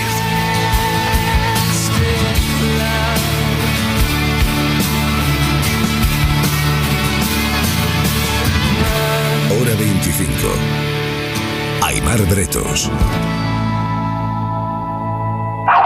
Hemos asistido a un gesto inédito, la presidencia de una comunidad autónoma impidiendo casi físicamente que un ministro del Gobierno de España accediera a la tribuna de autoridades que ha presidido el desfile de la celebración del día 2 de mayo, que es el día de la comunidad autónoma, no del Gobierno de la comunidad autónoma, sino de la Comunidad de Madrid. 2 trabajadoras del equipo de Isabel Díaz Ayuso le han cortado el paso, como digo, casi físicamente, sin el casi también, al ministro de la Presidencia, alegando que Félix Bolaños no estaba invitado ni al acto ni al lugar de honor de las autoridades, donde sí ha accedido la ministra de Defensa, Margarita Robles, y el líder del PP, el senador Alberto Núñez Feijóo. Marina Fernández, buenas noches. Buenas noches, Aimar. La Comunidad de Madrid llevaba días calentando el enfrentamiento con el Gobierno central a costa de una polémica que hasta hoy podía parecer pueril, pero que ya había calado entre los seguidores de Ayuso.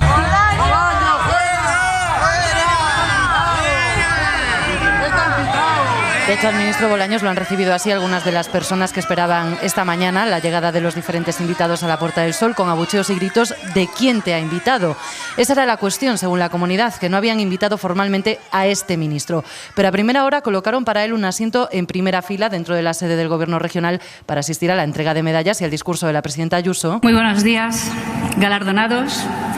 Ministra de Defensa, ministro de Presidencia. En este caso sí ha saludado primero a los ministros presentes en el acto, a Margarita Robles y al propio Bolaños, que poco después tachaba la polémica de artificial. Lamento decepcionar a los crispadores, a los odiadores, a los que generan odio, porque no voy a dedicar ni un segundo al tema que se ha puesto de manera artificial encima de la mesa para evitar... Lo decía apenas unos minutos antes del choque, antes de intentar subir a la tribuna de autoridades para el desfile del 2 de mayo. Se ha hablado, por favor, Y encontrarse con el brazo de la jefa de protocolo, que le corta físicamente el paso mientras la ministra Robles avanza por la escalera, mira atrás un momento y continúa seguida de Núñez Feijóo. Le rogamos que cumpla la normativa, insiste a Bolaños y a sus acompañantes, que repiten que el ministro tiene que subir. bajo ningún concepto, porque aquí tenemos una organización perfectamente establecida. Y sobre la marcha, El ministro tiene que ser. La representación institucional está perfectamente establecida con una ministra de España, sostiene la jefa de protocolo de la Comunidad de Madrid, en esta escena de tensión con Bolaños y su equipo, que señala que están incumpliendo la normativa. Incumple la ley, dice el Gobierno, que recoge el orden de las autoridades en actos institucionales como el de hoy, el Real Decreto que efectivamente sitúa a los ministros por delante del jefe de la oposición, de Feijóo en este caso, que ha subido a la tribuna mientras Bolaños era interceptado. Dice el Gobierno que esto demuestra que Ayuso utiliza a Madrid como un cortijo. La comunidad lo justifica en la falta de espacio, a pesar de que en otras ocasiones sí han asistido 2 ministros. Y efectivamente una ministra estaba en la tribuna de autoridades, Margarita Robles. Todo esto ha pasado ante su mirada. Ella sí ha subido, no ha reaccionado, no ha bajado, no ha dicho ¿pero qué es esto?, cuando a su compañero del Consejo de Ministros se le ha impedido el acceso a medio metro de donde ella estaba. Hablamos tantas veces tanto de Madrid que podría parecerles a algunos que esto es algo de Madrid para los medios de Madrid, pero estamos ante un episodio de institucionalidad vulnerada que va mucho más allá de Madrid, Palomera. Sí, yo la verdad es que creo que no debemos de quedarnos como analistas en el bochorno que nos ha producido a todos ver la escena hoy en los informativos, y tampoco deberíamos de quedarnos en que esto es un choque institucional, ni que es una nueva butad de la presidenta de la Comunidad de Madrid, ni que es una utilización partidista de un gobierno, de una institución autonómica. Es sencillamente la constatación de que hay una parte de la derecha española que no reconoce la legitimidad del Gobierno de España, y yo creo que esto viene de muy atrás, viene desde que el Partido Socialista o la izquierda ganó las elecciones y constituyó un gobierno democrático. No se le ha reconocido la legitimidad, y yo creo que la imagen que hoy hemos visto representa exactamente eso. Y eso tiene un nombre, y lo hemos visto en otros países cercanos y no tan cercanos, y nos lleva a una deriva peligrosísima desde el punto de vista democrático. La Comunidad de Madrid no le pertenece a Isabel Díaz Ayuso, no es un cortijo del Partido Popular. Y yo la verdad es que creo que los madrileños haríamos bien en recordarle a la presidenta de la Comunidad de Madrid no solamente el cumplimiento de la ley, que ha incumplido hoy de forma flagrante, sino el respeto que merece cualquier gobierno elegido democráticamente en las urnas. Sí. CUE. Bueno, efectivamente, el primer análisis, que supongo que es todo el mundo que está aquí en la sala coincidirá, es el primer análisis, es ese bochorno que nos produce a todos, esa sensación tan extraña de un ministro prácticamente sujetado por una jefa de protocolo para que no pueda pasar. Eso es la espuma de lo que vemos, pero efectivamente yo creo que hay detrás algo muy profundo, que no es solo no reconocer la legitimidad del gobierno, sino que hay una construcción, y es una construcción electoral que vamos a ver si es exitosa. Desde luego en Madrid ha sido exitosa.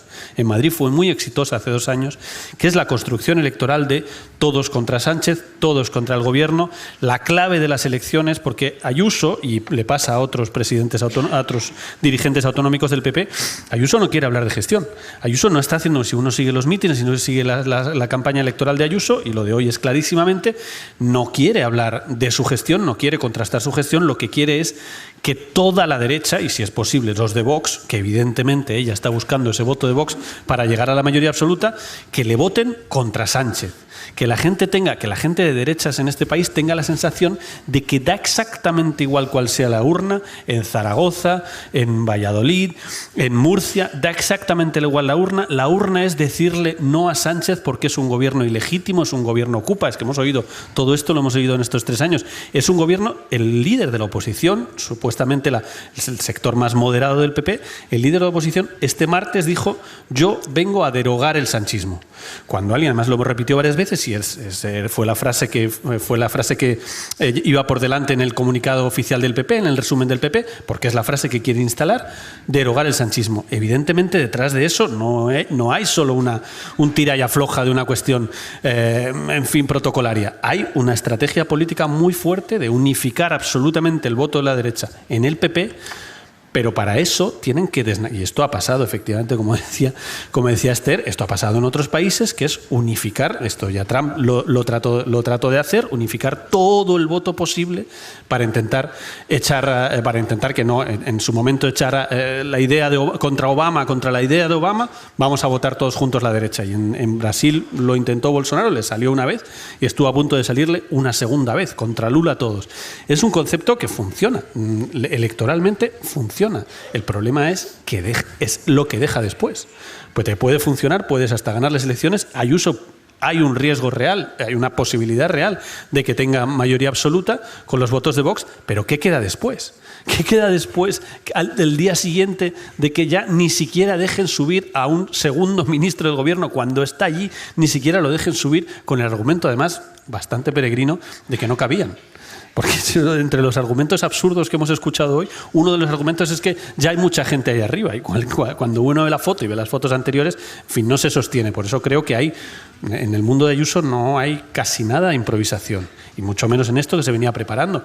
Casi todo está pensado para generar un efecto. Y ese efecto se va a ver en estas elecciones, que es lo que detectan las encuestas, la movilización extraordinaria de la derecha. Bueno, pues el gobierno lo que está intentando es movilizar al otro lado, pero evidentemente la estrategia de claramente la oposición está en el antisanchismo, y esto es lo que tenemos que evaluar ahora en las elecciones. En las próximas vamos a evaluar qué efecto tiene esa movilización del antisanchismo, pero todo obedece al mismo patrón. Por cierto, mañana va a estar Isabel Díaz Ayuso en Hoy por Hoy con Ángels, a partir de las 9 de la mañana, a las 8 en Canarias. Simón. Sí, comentaba Carlos que no podía Ayuso hablar de su gestión, y es cierto, porque de hecho ni ella ni el alcalde de Madrid tienen aprobados los presupuestos, cosa que ha pasado totalmente desapercibido, y yo creo que es síntoma de esa incapacidad para hablar de políticas públicas concretas. Cuando miramos al PP de Madrid, el PP de Madrid es un poco diferente al PP de otros territorios, y yo creo que eso obedece a que ha sabido maridar 3 ingredientes a la vez. Si os fijáis, el PP de Madrid es probablemente el PP más ideológico en un sentido más neocon de la palabra, es decir, es el que más se atreve a defender una agenda neoliberal a calzón quitado, sumado además a ser muy conservador en temas sociales, no teme a las guerras culturales, en absoluto, entra directamente de lleno en todas ellas, y esto es muy distintivo, por ejemplo, si lo miras con el PP gallego o con el PP andaluz, que tienen otro tono. Segundo, evidentemente se beneficia mucho de emplear su altavoz para hacer oposición al gobierno nacional, y esto en el fondo no es nada nuevo, porque ya lo veíamos con Esperanza Aguirre. Realmente Díaz Ayuso no es más que una alumna más de esa escuela dentro del PP madrileño. Pero hay una tercera dimensión que es clave para entender por qué esto puede funcionar, y es una noción de institucionalidad que pasa por el control absoluto que tiene desde la comunidad en todos los resortes y aparatos mediáticos. Estábamos hablando de libertad de prensa y Telemadrid.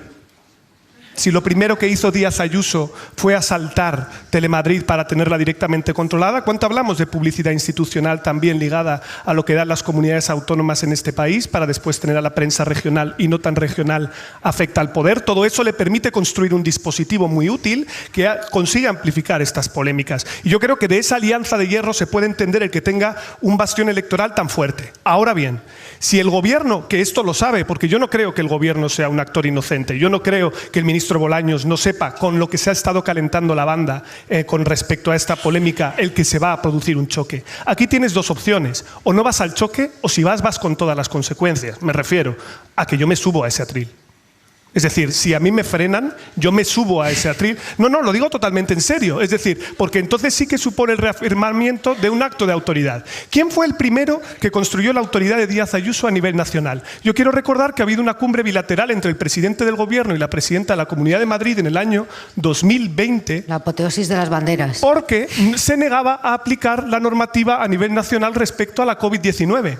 Y eso lo maquinaron estrategas que también les interesó cebar la bomba Díaz Ayuso para debilitar al mismo Casado que la propia Ayuso terminó liquidando. Entonces la pregunta es, ¿cuánto hay también de acción y reacción en todo esto respecto al ir engrandeciendo una figura porque sabes que puede dar pellizcos de monja al liderazgo nacional del PP, pero no te das cuenta de que tú mismo estás fabricando un contrapoder desde la comunidad? Pero fíjate que yo estoy de acuerdo contigo en que el Partido Popular en Madrid es una derecha mucho más ideologizada que cualquier otro territorio nacional. No lo circunscribiría lo que ha ocurrido hoy al PP de Madrid. Allí estaba presente el presidente nacional del Partido Popular.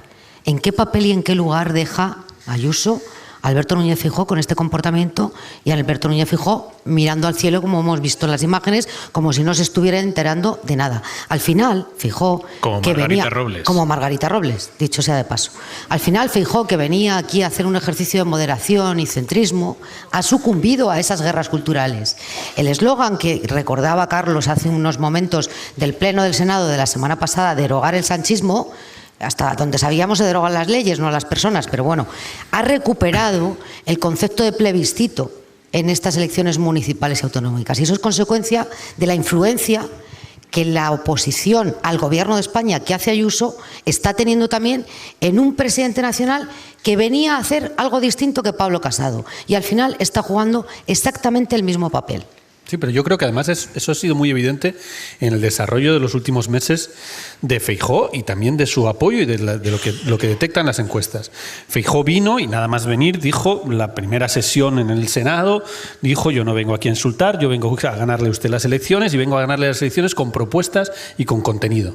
Y en un principio, en unas primeras semanas hizo propuestas, dijo: voy a competir en el contenido, voy a competir en la economía, sobre todo, marcó el eje de la competición electoral en la economía. Y ese era el plan inicial del PP de Feijóo, era: esto va a ser 2011. La economía va a acabar arrasando a Sánchez, y como el PP sigue pensando, las encuestas ya empiezan a decir que no están así, pero el PP tiene la estructura de que siempre cree que los ciudadanos creen que el PP gestiona mejor la economía, que era un axioma que funcionó muchísimo en los años 90. Feijóo llega, que es un hombre que viene de esa cultura, Feijóo llega, dice: la economía hunde a Sánchez y yo me monto en la economía y voy a acabar con Sánchez y voy a llegar con comodidad a las elecciones, porque la crisis económica destruirá a Sánchez como destruyó la crisis económica anterior a Zapatero. Eso no ha pasado. Desde ese momento los resultados económicos, en fin, no es que sean espectaculares porque salimos de una crisis brutal, pero son mucho mejores de lo esperados. Los datos de paro son muchísimo mejores de lo esperados, los datos de crecimiento son mucho mejores y, en fin, si hay cualquiera aquí que se haya ido de puente o si hay cualquiera aquí que se haya ido de Semana Santa, sabe lo que ha pasado en las últimas semanas y se sabe, simplemente basta hablar con operadores turísticos. Bueno, eso ha desactivado esa línea de oposición y entonces Feijóo se ha apuntado a la línea de oposición, que es la de Ayuso, que es la de derogar el sanchismo. Vamos a ver cómo sale en estos comicios, que nos queda un mes para saberlo, porque esta es la gran prueba de si funciona o no funciona. Si funciona, desde luego, hasta final de año vamos a ver el PP aumentando el diapasón todo lo que quiera, porque es una apuesta muy fuerte con resultado probablemente eficaz. Simón. Sí, además, de hecho, fijaos cómo en los sondeos el desgaste de la figura de Núñez Feijóo se ha producido a ojos vistas. Se ve claramente una caída en los niveles de apoyo y popularidad, en torno al 57% de preferencia de presidente. Ahora está por debajo de Sánchez, o sea, está incluso por debajo del titular de la presidencia del gobierno. Y yo creo que hay un punto probablemente que es el giro dramático, que es cuando salta por los aires la negociación del Consejo General del Poder Judicial, en el que él se ve ya obligado a girar en una dirección diferente hacia una oposición más dura. Y esta es la paradoja, ¿no? Porque en el fondo todo el núcleo de la oposición a Feijóo es: nosotros podemos gestionar mejor, mirad cuánto lío hay en el gobierno. Es verdad que él esperaba una crisis económica muy superior a la que finalmente hemos tenido, porque en realidad, como decía Carlos, tenemos una crisis rara, porque es muy raro, porque tenemos subidas de precio, pero no se destruye empleo. Pero bueno, esta es la primera vez que tenemos una crisis tan extraña, y se ve claramente que ahí es cuando Núñez Feijóo pega este giro. Él mismo dijo en alguna entrevista, no recuerdo ahora exactamente cuál, que él quería hacer una síntesis entre Díaz Ayuso y Moreno Bonilla. Buena suerte con ello. Quiero decir que al final las estrategias son muy difíciles de cuadrar, porque al final tú hablas a un electorado muy amplio, y el problema del PP es que sigue pensando en que puede reconstruir la gran casa de la derecha, es decir, que puede realmente crecer en ambas direcciones, pero claramente hay unos a su derecha que no están dispuestos a desaparecer y que siguen anclados en un 15% contra viento y marea, tamames por medio, da igual. Eso lo estamos viendo, pero además se ve también que las fugas que había del Partido Socialista hacia el Partido Popular en todos los sondeos van cayendo, ¿vale? Por lo tanto, parece que hay más partido de lo que se intuye. Ahí es donde vamos a ver qué es lo que se dibuja el 28M, porque luego sabemos que el PP va a sacar mejores resultados que en las elecciones autonómicas pasadas. Solo absorbiendo el voto de Ciudadanos va a mejorar, eso seguro. Pero a la hora de la verdad, la contabilidad son los gobiernos. Esta va a ser la contabilidad, porque es lo que determina tu poder orgánico. ¿Cuántos gobiernos y, sobre todo, qué gobiernos? Esto es lo más importante. Pero por eso insisto que el PP necesita mucho, y si hablas con el PP te lo explican, que el derogar el sanchismo evidentemente no es casual, está muy pensado, porque lo que unifica, ellos tienen un problema de partido atrápalo todo. Feijóo evidentemente sueña con lo que le ha pasado toda su vida, que es que en Galicia ha sido un partido atrápalo todo. En Galicia Feijóo le votaba gente que votaba en las generales al PSOE, le votaba gente que votaba en las generales a Vox, aunque tiene poco apoyo en Galicia, pero digamos que podía potenciales votantes de Vox en otros sitios de España, y le votaba, por supuesto, Ciudadanos, que gente potencial votante de Ciudadanos, porque allí no existía. Por tanto, él ha conseguido esas mayorías absolutas unificando. Pero es que España es mucho más complicado que Galicia, mucho más complicado que Galicia. Y desde el gobierno es más fácil de hacer esa estrategia que desde la oposición. Evidentemente es mucho más fácil con el apoyo que tienes desde el gobierno y las facilidades, y es mucho más fácil en España llegar a ser presidente autonómico y, sobre todo, mantenerse como presidente autonómico que llegar a la Moncloa y mantenerse en la Moncloa. La competitividad es mucho más alta en la Moncloa.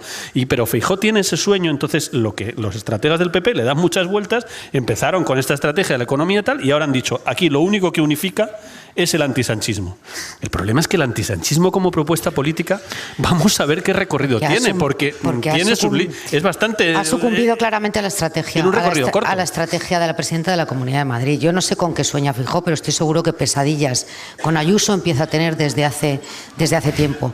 Porque hay una corriente mediática en favor del liderazgo nacional de Isabel Díaz Ayuso y en contra del liderazgo nacional del presidente del Partido Popular.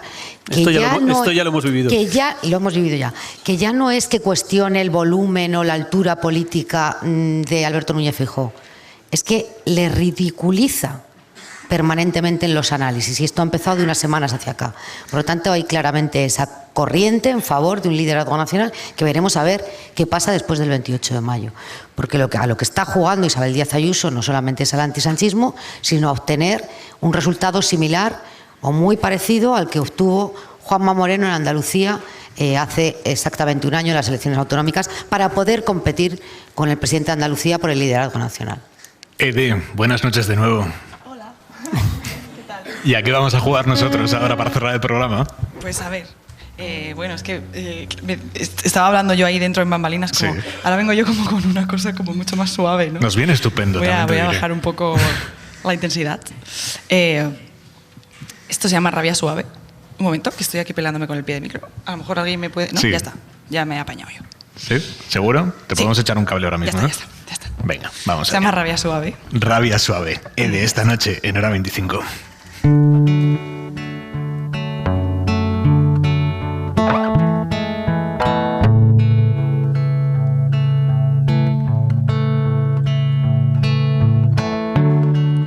Me canso de escuchar mi propia voz. dentro de mi cabeza. Me canso de llevar en el puño el corazón, pero no sé hacerlo de otra manera.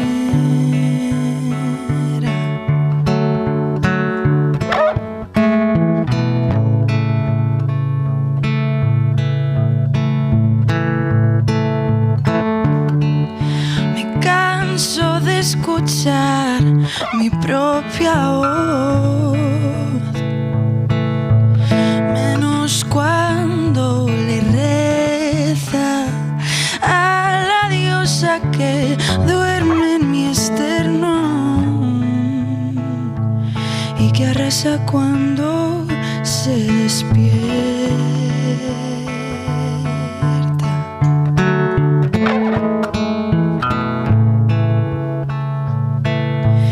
Yo quiero bailar sin este peso silencioso,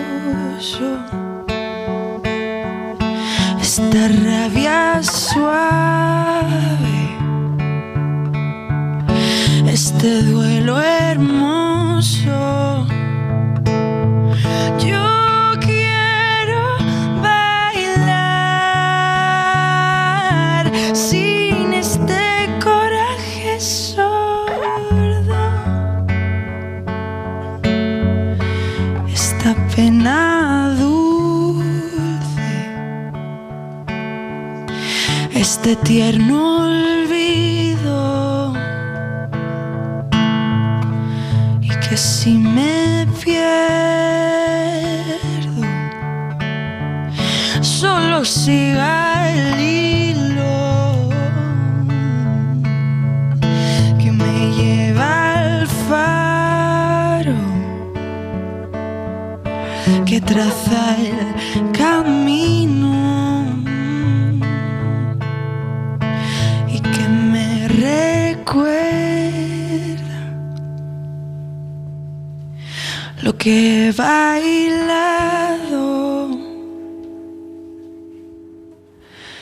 y lo que he vivido.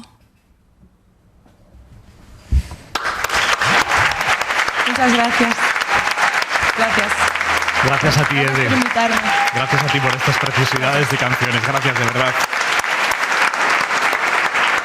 Y ahora que Ede nos ha ayudado a crear este clima de intimidad, quiero contarles una cosa que hoy es importante para esta casa. Hoy la SER, Radio Sevilla, ha rendido homenaje a María Esperanza Sánchez, periodista, colaboradora histórica de este programa Hora 25.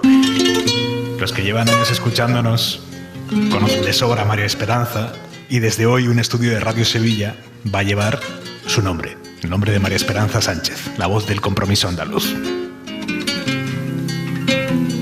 De ronda vengo lo mío buscando, la flor del pueblo, la flor de mayo, verde, blanca y verde.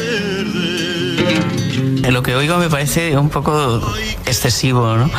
¿Por qué? Pues por la sencilla razón de que uno hace las cosas porque cree que las tiene que hacer, no para que tengan luego estos resultados tan agradables, ¿no? De esta manera ha agradecido María Esperanza Sánchez que desde hoy este estudio desde el que hablamos lleve su nombre. Se reconoce de esta manera su trabajo en la radio durante décadas y su compromiso con la igualdad y con Andalucía.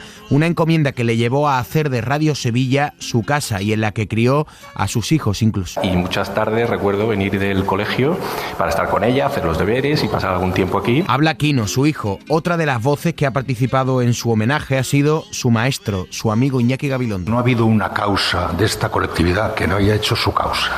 No ha habido una aventura de esta colectividad que ella no haya convertido en su aventura.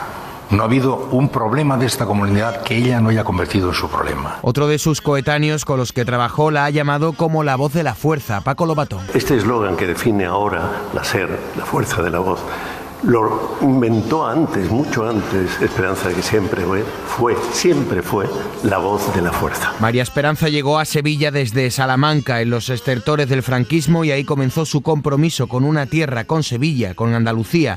a la que ha dedicado toda una vida llena de enseñanzas y también de aprendizaje. Realmente lo pasábamos muy bien. Aprendíamos todos porque era una cadena, y íbamos ahí todos aprendiendo, ¿no? Y queriéndonos y riendo. Qué alegre cantan las golondrinas, tierra sin amor, tierra de espigas verde, blanca.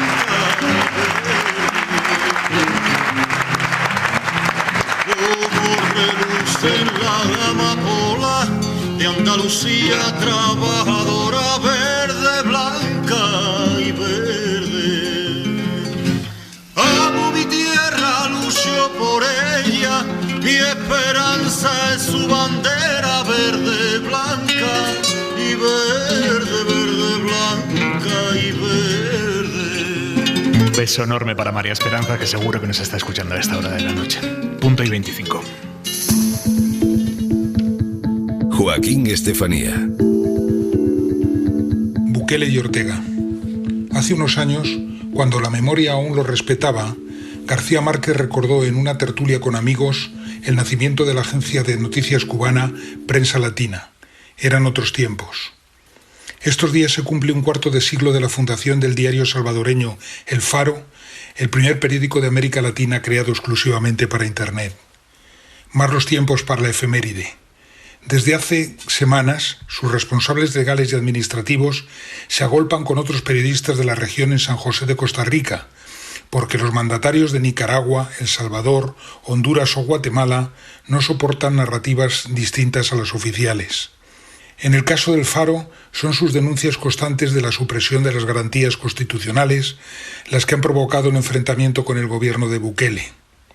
La mayor parte de los periodistas del Faro aún se encuentran en el interior de El Salvador, pero los que han tenido que saltar a Costa Rica se habrán encontrado, por ejemplo, con el nicaragüense Carlos Fernando Chamorro, hijo del periodista asesinado Pedro Joaquín Chamorro. Carlos Fernando ha tenido que huir del siniestro dictador Daniel Ortega y exilarse por segunda vez para sobrevivir y ejercer su profesión dirigiendo Confidencial, otra publicación digital de la zona. Sin medios como estos, la información y los análisis críticos de la realidad de Centroamérica corren peligro y se desmantela aún más su frágil democracia. Punto y 25. Y enfilando ya la recta final de esta edición especial de Hora 25 en la víspera del Día Mundial de la Libertad de Prensa, queremos sumar dos voces más. La primera, la de la directora de la cadena SER, Montserrat Domínguez. Monse, buenas noches. Hola, ¿qué tal? Buenas noches. ¿Cómo estás? Muy contenta de este homenaje, gracias, muy contenta de este homenaje a María Esperanza Sánchez y con ganas de participar en la tertulia. ¿Puedo decir una cosa? Lo que quieras, eres la jefa, ¿qué te voy a decir? Más allá del bochorno, bueno, la jefa me ha dado un minuto, me he tenido que escribir la columna. Más allá del bochorno, las instituciones son importantes. Los protocolos son importantes porque son la representación de los ciudadanos. El que se lo toma a guasa y pretende hacer una pelea a corto plazo con eso, es posible que acabe estallándole el tiro por la culata. Es importante la representación, son importantes las instituciones. Solo eso.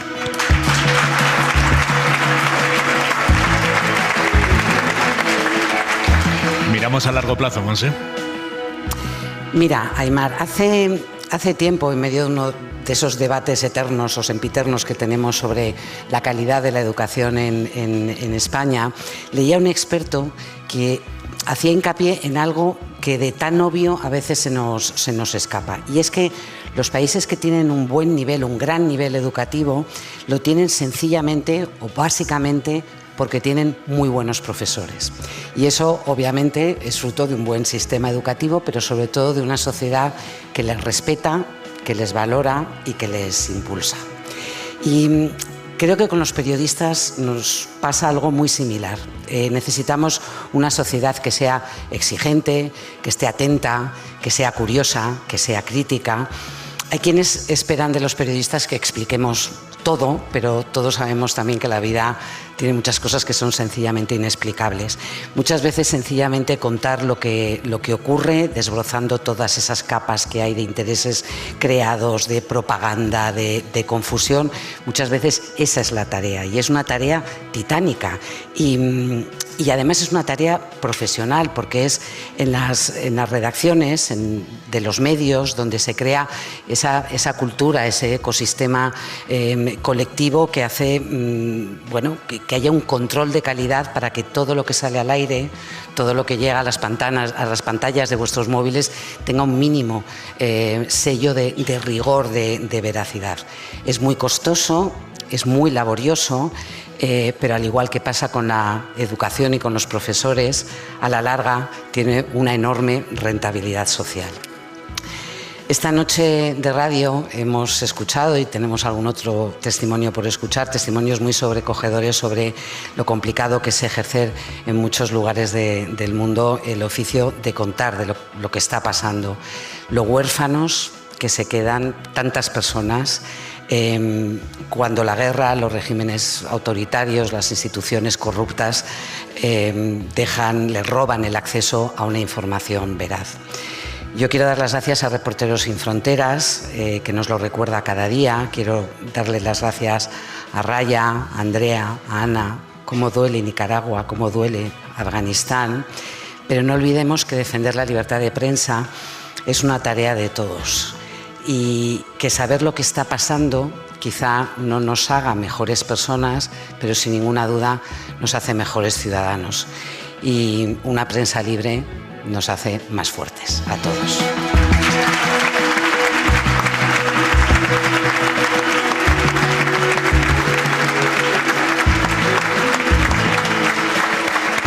Alfonso Armada, presidente de honor de Reporteros Sin Fronteras España. ¿Nos ayudas a ponerle el broche a este programa?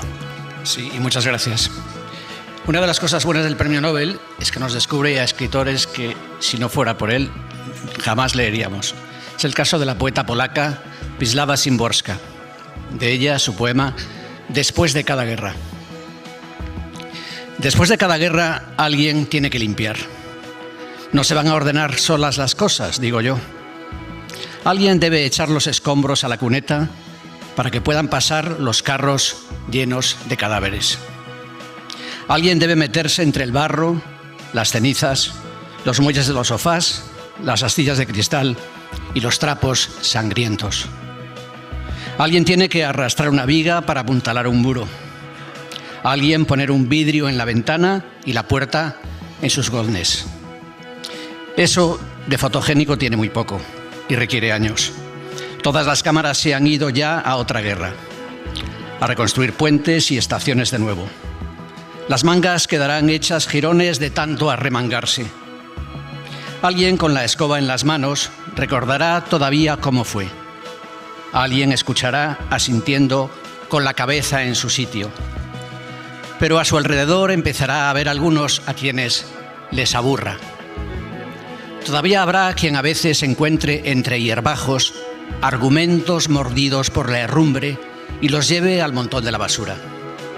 Aquellos que sabían de qué iba aquí la cosa tendrán que dejar su lugar a los que saben poco, y menos que poco, e incluso prácticamente nada.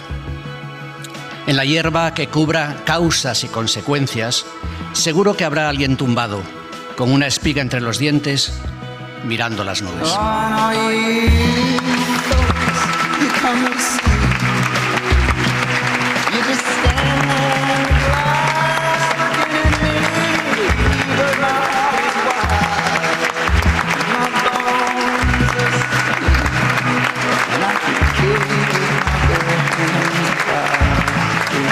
Gracias, Alfonso.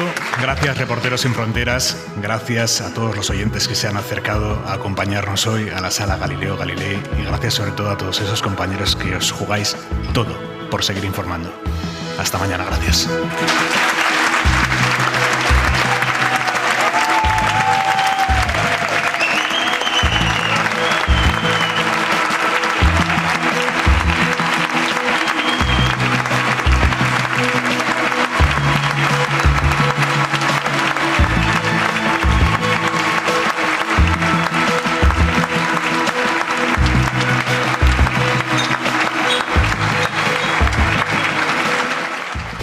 Suscríbete a Hora 25. Todos los episodios y contenidos adicionales en la app de Cadena SER y en nuestros canales de Apple Podcast, Spotify, iVoox, Google Podcast y YouTube. Escúchanos en directo en la SER de lunes a viernes a las 8 de la tarde.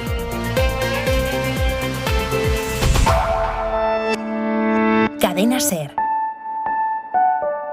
La radio.